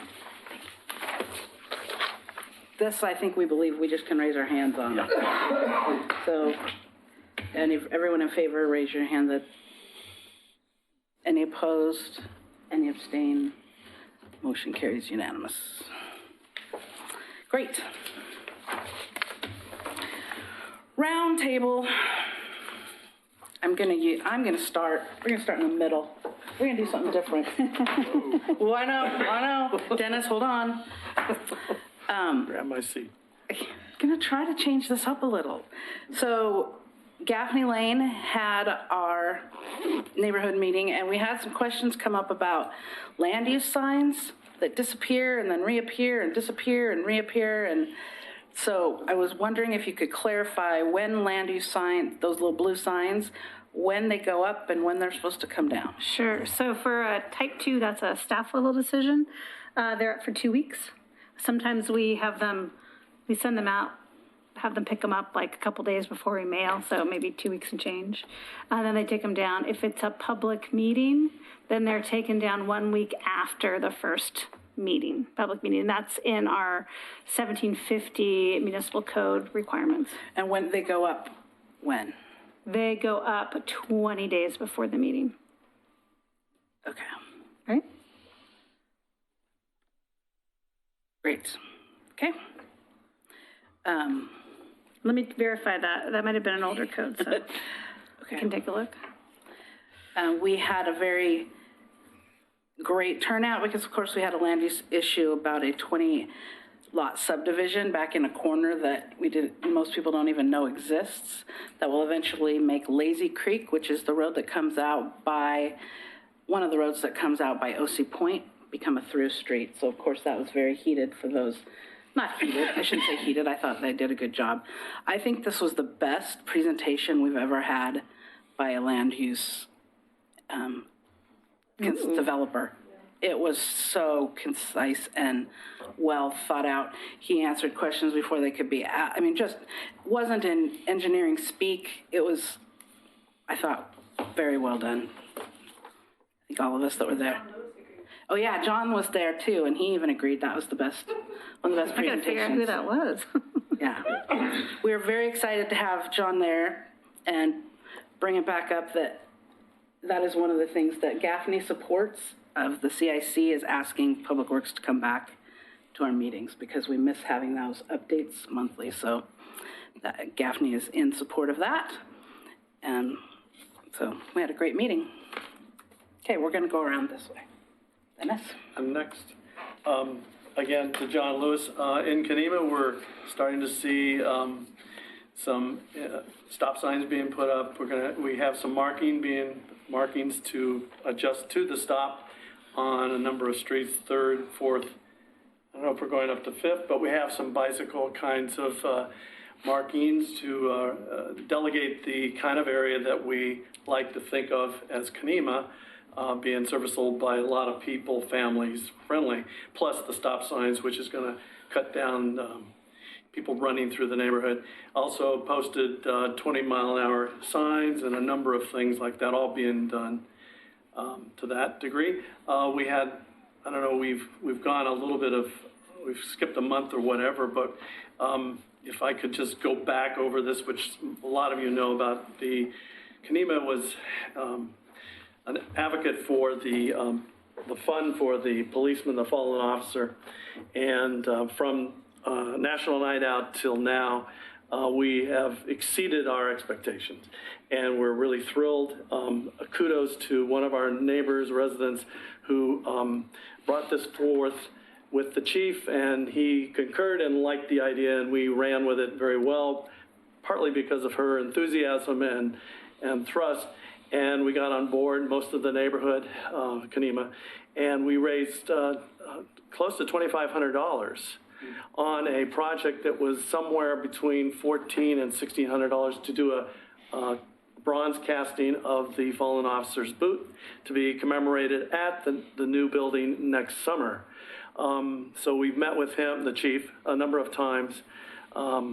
Karen Blaha is her name, and so I've got a little insight on like the expectation on like where it might be placed, but I guess all that gets worked out with the architect and the design and so much stuff before that ever happens. But it's been a great thing for our community to participate in. A lot of the people were more than happy to give, even outside our neighborhood. To caveat that is that it never was just our project. We extended it out to all the neighborhoods, and we got some response in that way. And we've got people outside of our neighborhood who contributed to it to make it happen.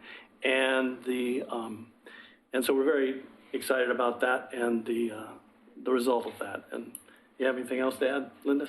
No, it's been it was very moving. There was a lot of emotion involved on different fronts, but it turned out to be quite an exercise in neighborhood. That's wonderful. It's wonderful. Yep. You're going to jump into roundtable now? All right, come on, John.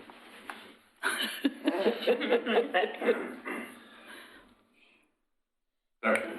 High maintenance children. I only need a half hour. Thank you, Dennis, for talking about the striping in the neighborhood. So signage is mostly up. Last time I drove through it for the family-friendly streets. The layout of the striping that we're proposing to put down. So out of the, if you remember, I don't know if you participated, I actually didn't, but planning led the McLaughlin to Kenema Trail study. And out of that came a recommendation for essentially curbless curb extensions, if you will. So they're striped curb extensions. They're a little unique, right? Traffic calming can be creative, but very graphic. But it also, needs to be safe. And when we first saw those in the plan, we thought they were a little too tight, so we moved them out. We've painted what we decided could work and would still be safe, but they're just painted with spray paint, right? The end product's going to be a thermoplastic heated down stripe. We've just kind of decided that we're going to leave them looking like the paint right now. We are looking for feedback. And I've heard some feedback. We don't need to hear it tonight, but I'm just saying if you can send me or Dana Webb, or I think Kelly's helping Reed. with that. Kelly, all of the above, trying to gather that input. I don't want to put anything down permanent on that brand new pavement that's out there unless we've got certainty from the neighborhood that's what they want. Okay. Okay, thanks. Great cooperation. Okay, Rita? I was at the meeting of the McLaughlin Neighborhood Association recently, and Phil Lewis was there. I'm very sad to know that what happened was blamed on him, but as soon as I got a daylight time, I drove around the block where that tree was removed, and all the subject matter has been on the sidewalk being replaced. But the tree also pushed out the retaining wall, and that could not really be changed without moving the retaining wall out several feet. And I just feel so badly that neighborhood participants in our neighborhood who I'd never seen before were the complainers. And, you know, we have a very active neighborhood association. We let everybody know when our meetings are. And it's just a very sad situation. Denise? Well, I will segue into this. We had a lot of things going on. Actually, I'm going to start at the beginning. We had several meetings since we've met here. In July, we had a delightful and informative meeting presentation from Chauvon Taylor, who's the executive director of the Willamette Falls Heritage Area Coalition. And she explained what they're doing with that. It's very exciting. In August, we did our snow cone sales at the wagons. We made over $1,000. In September, we had a presentation from Jackie Hammond, who's the head of the farmers market. And the exciting thing I learned from her is the Pop Club was started in Oregon City, and that's for a fund for children. I think they get $6. No, they get $2.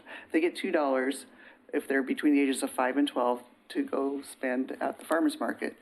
And that has since become a national and then an international program.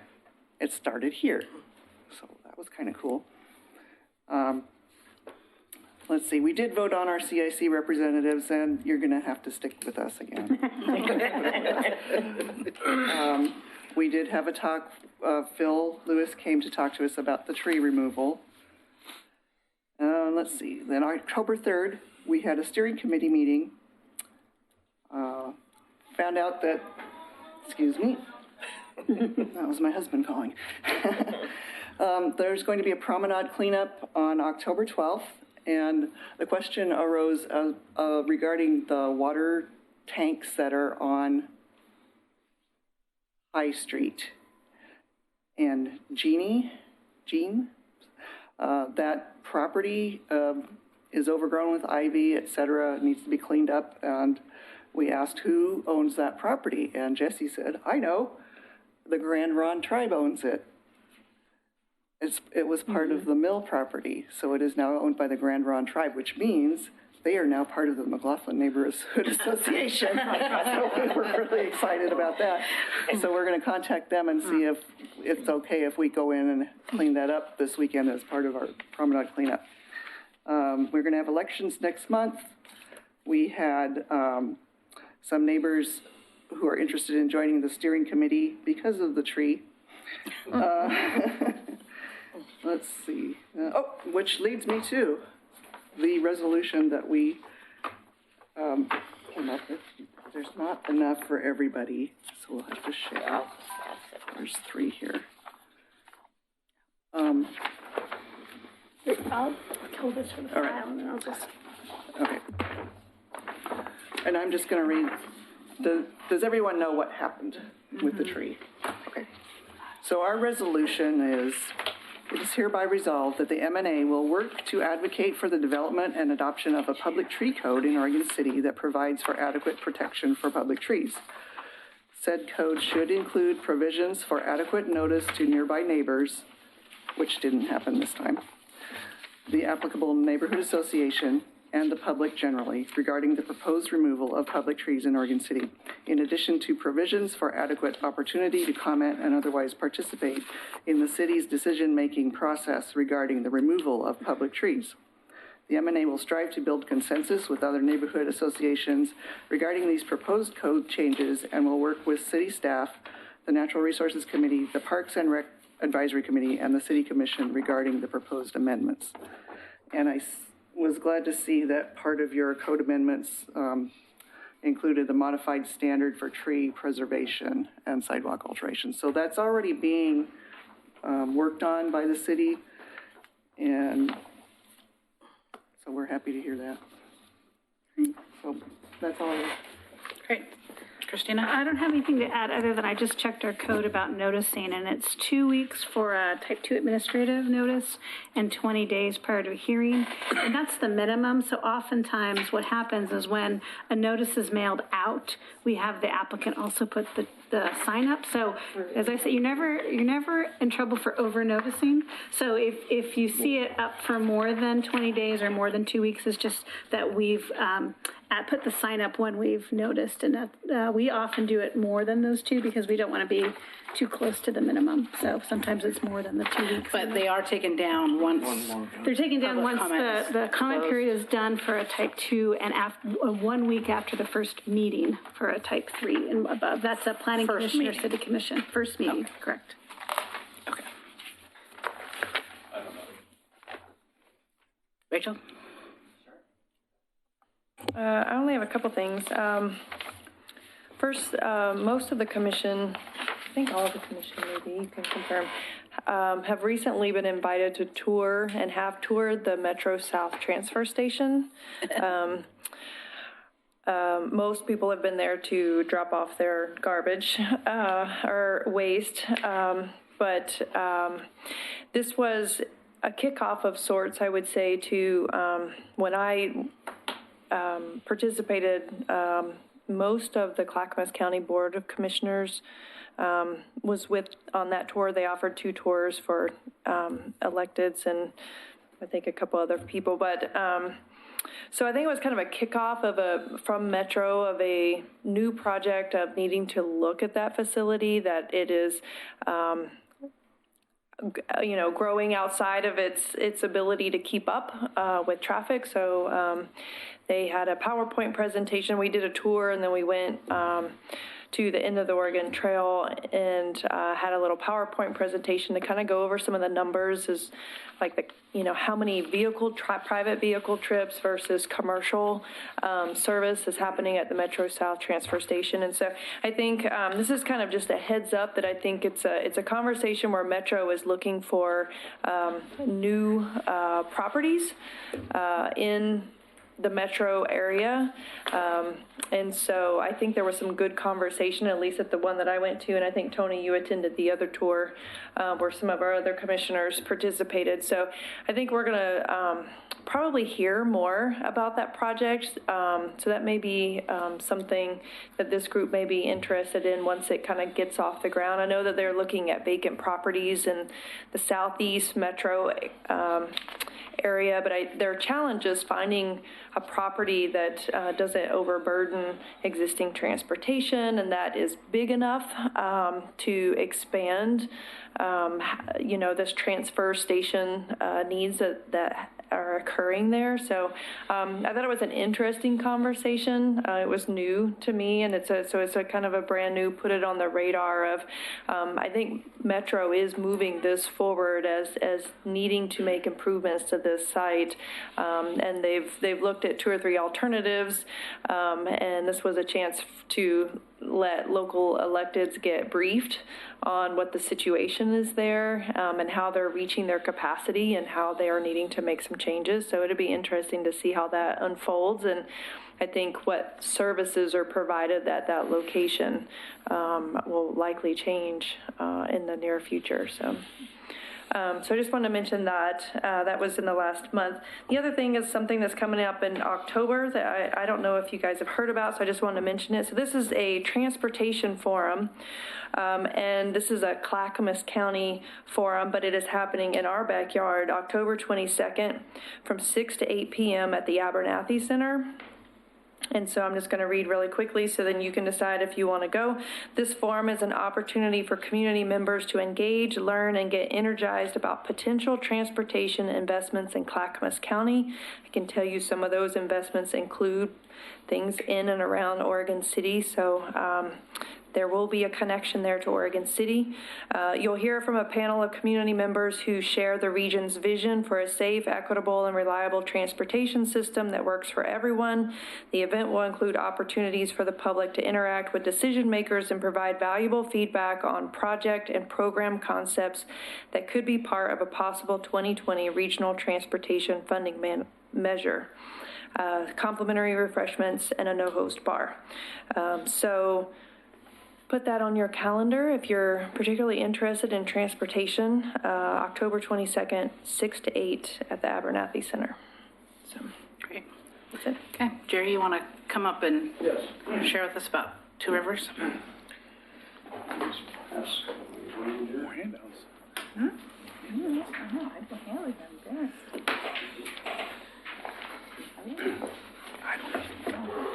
I'm Jerry Herman. I was one of the original people that got involved in Two Rivers, which is about 3 years old, roughly.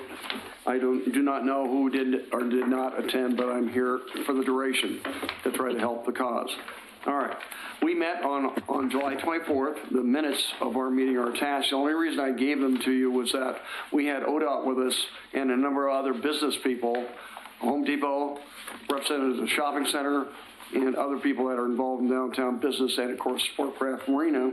And ODOT's presentation on the expansion of and improvements to the Abernathy Bridge was very telling.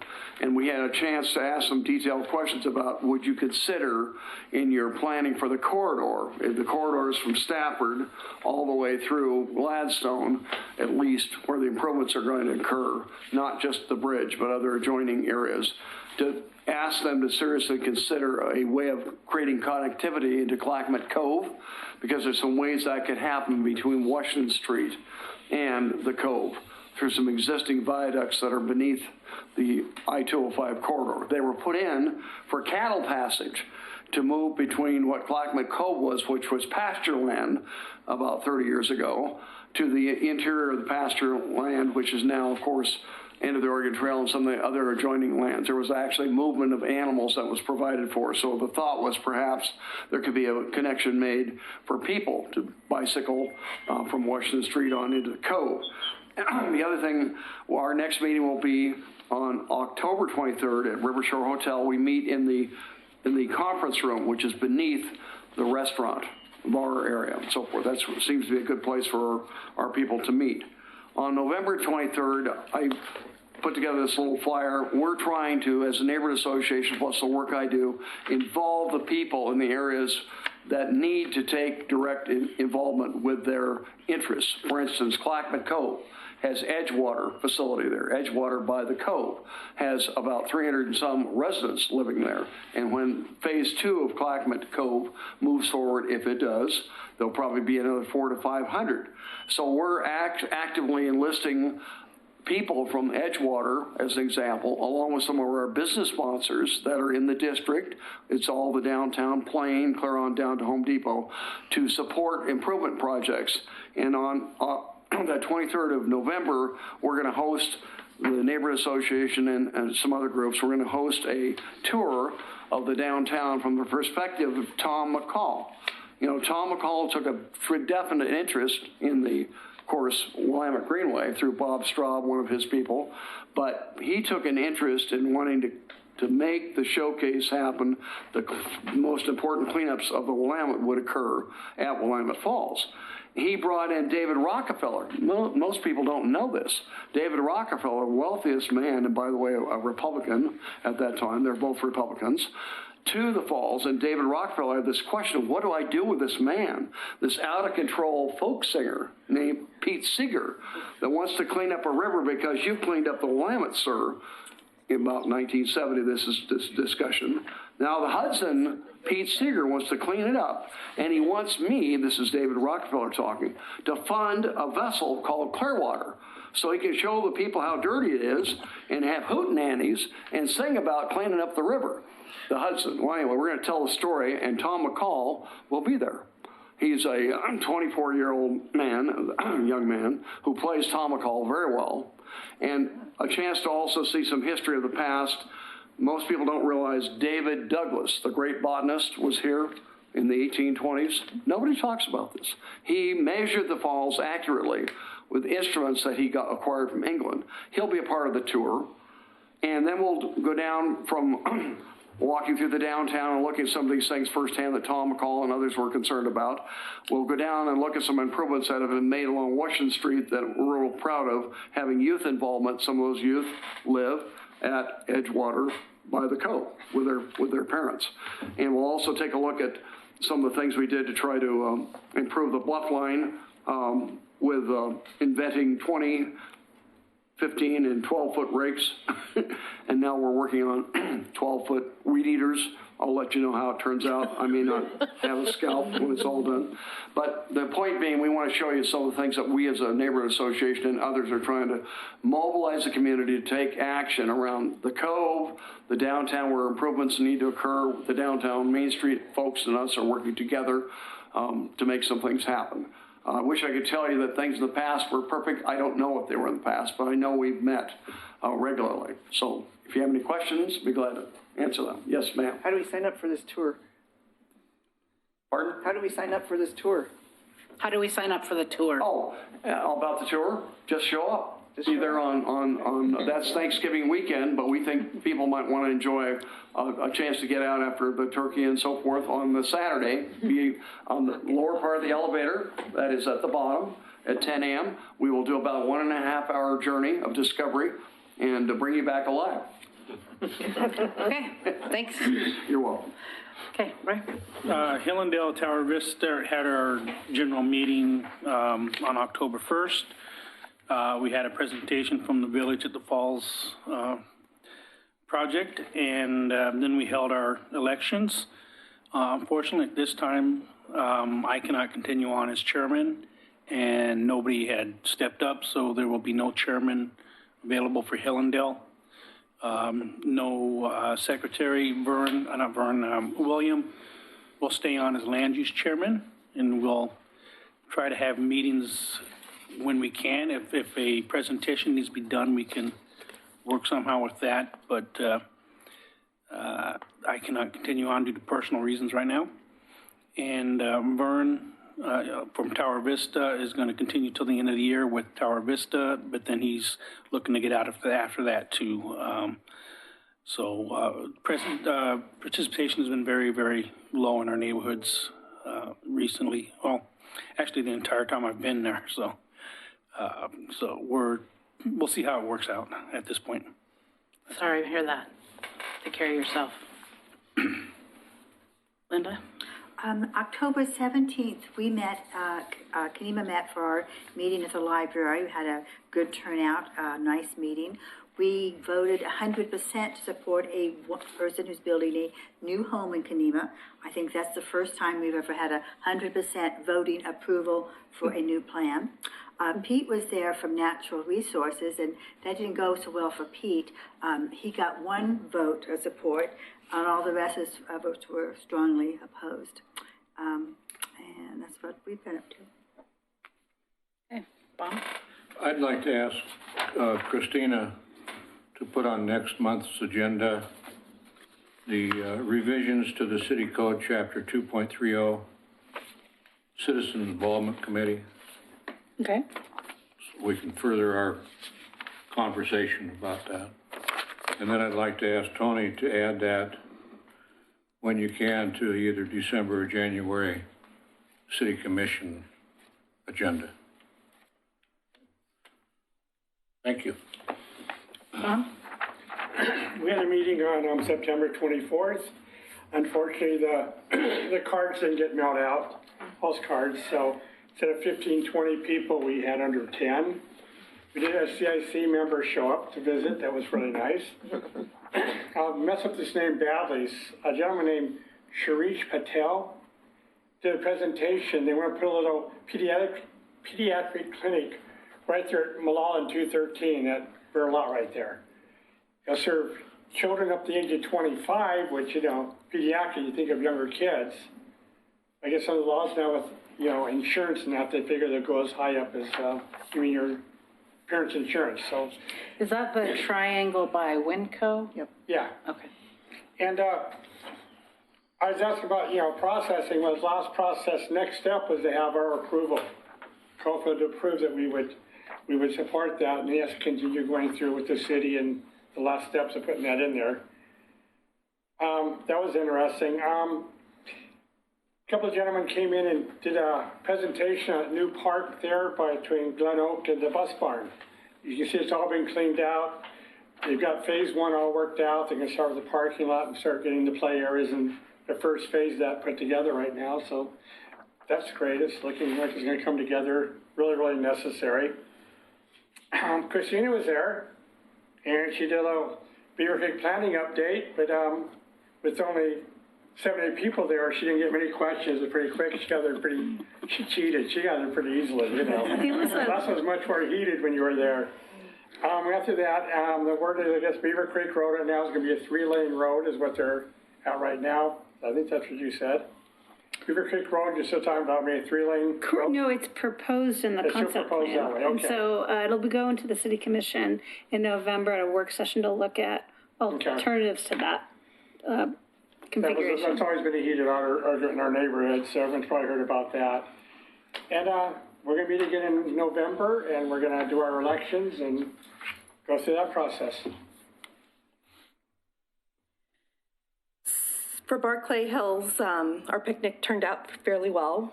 Improvement from in August, and we had probably at least 30 people, if not up to 50, cycle through, which was really good overall. A lot of kids.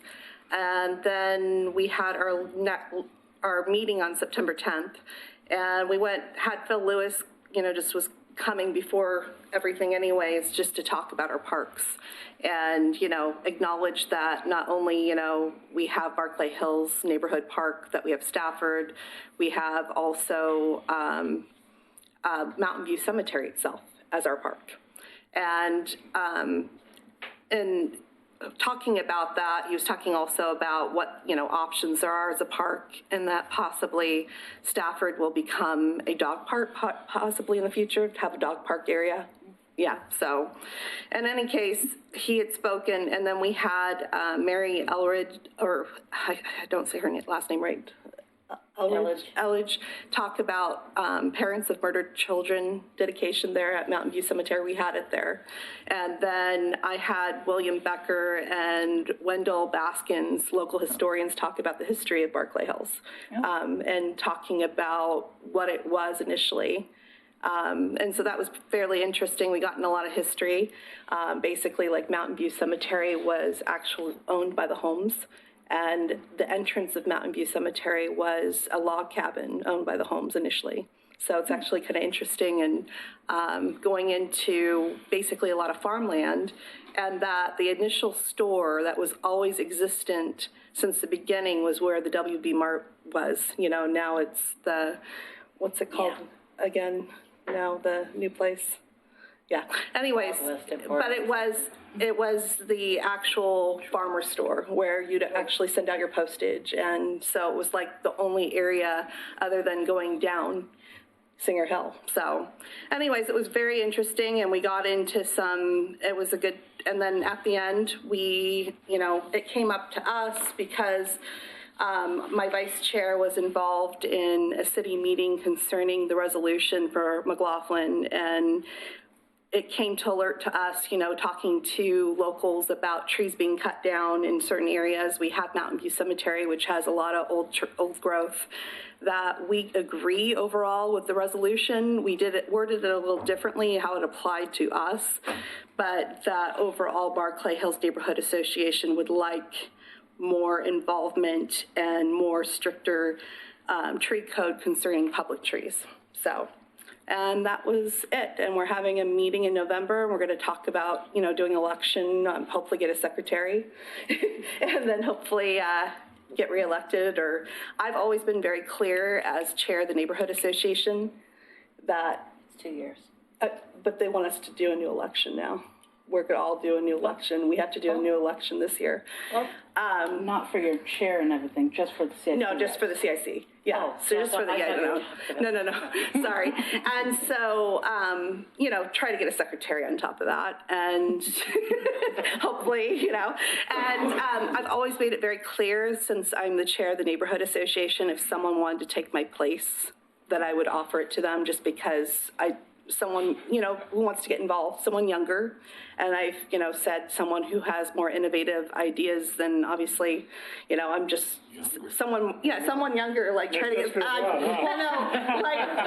someone younger than me, like get some young and to talk, someone who's, you never know. I'm just trying to be like someone different, like I'm older now, I'm 40, so, someone to come in that's new. Yes. Anyways. Sounds a little young, I don't know. Well, young and like someone new. So anyways, that is it. And, if someone wants to come in and take my spot, I might not be here again. So we'll see. Yeah. I have a question. The flag that's down there in the middle of Willamette Falls, who put that up? There's somebody that puts that up every year, and I don't know if they've been identified. Oh, it needs. They may or may not have been identified. It needs to be lit if it's there at night. That's true. So we need to figure that one out. Sorry. It's in not the falls an official it's placement. Look down there and you see it. Okay. It's a private citizen that does it. Mm-hmm. It's supposed to be lit. Yeah. Sorry. That's a citizen comment at the city commission, maybe.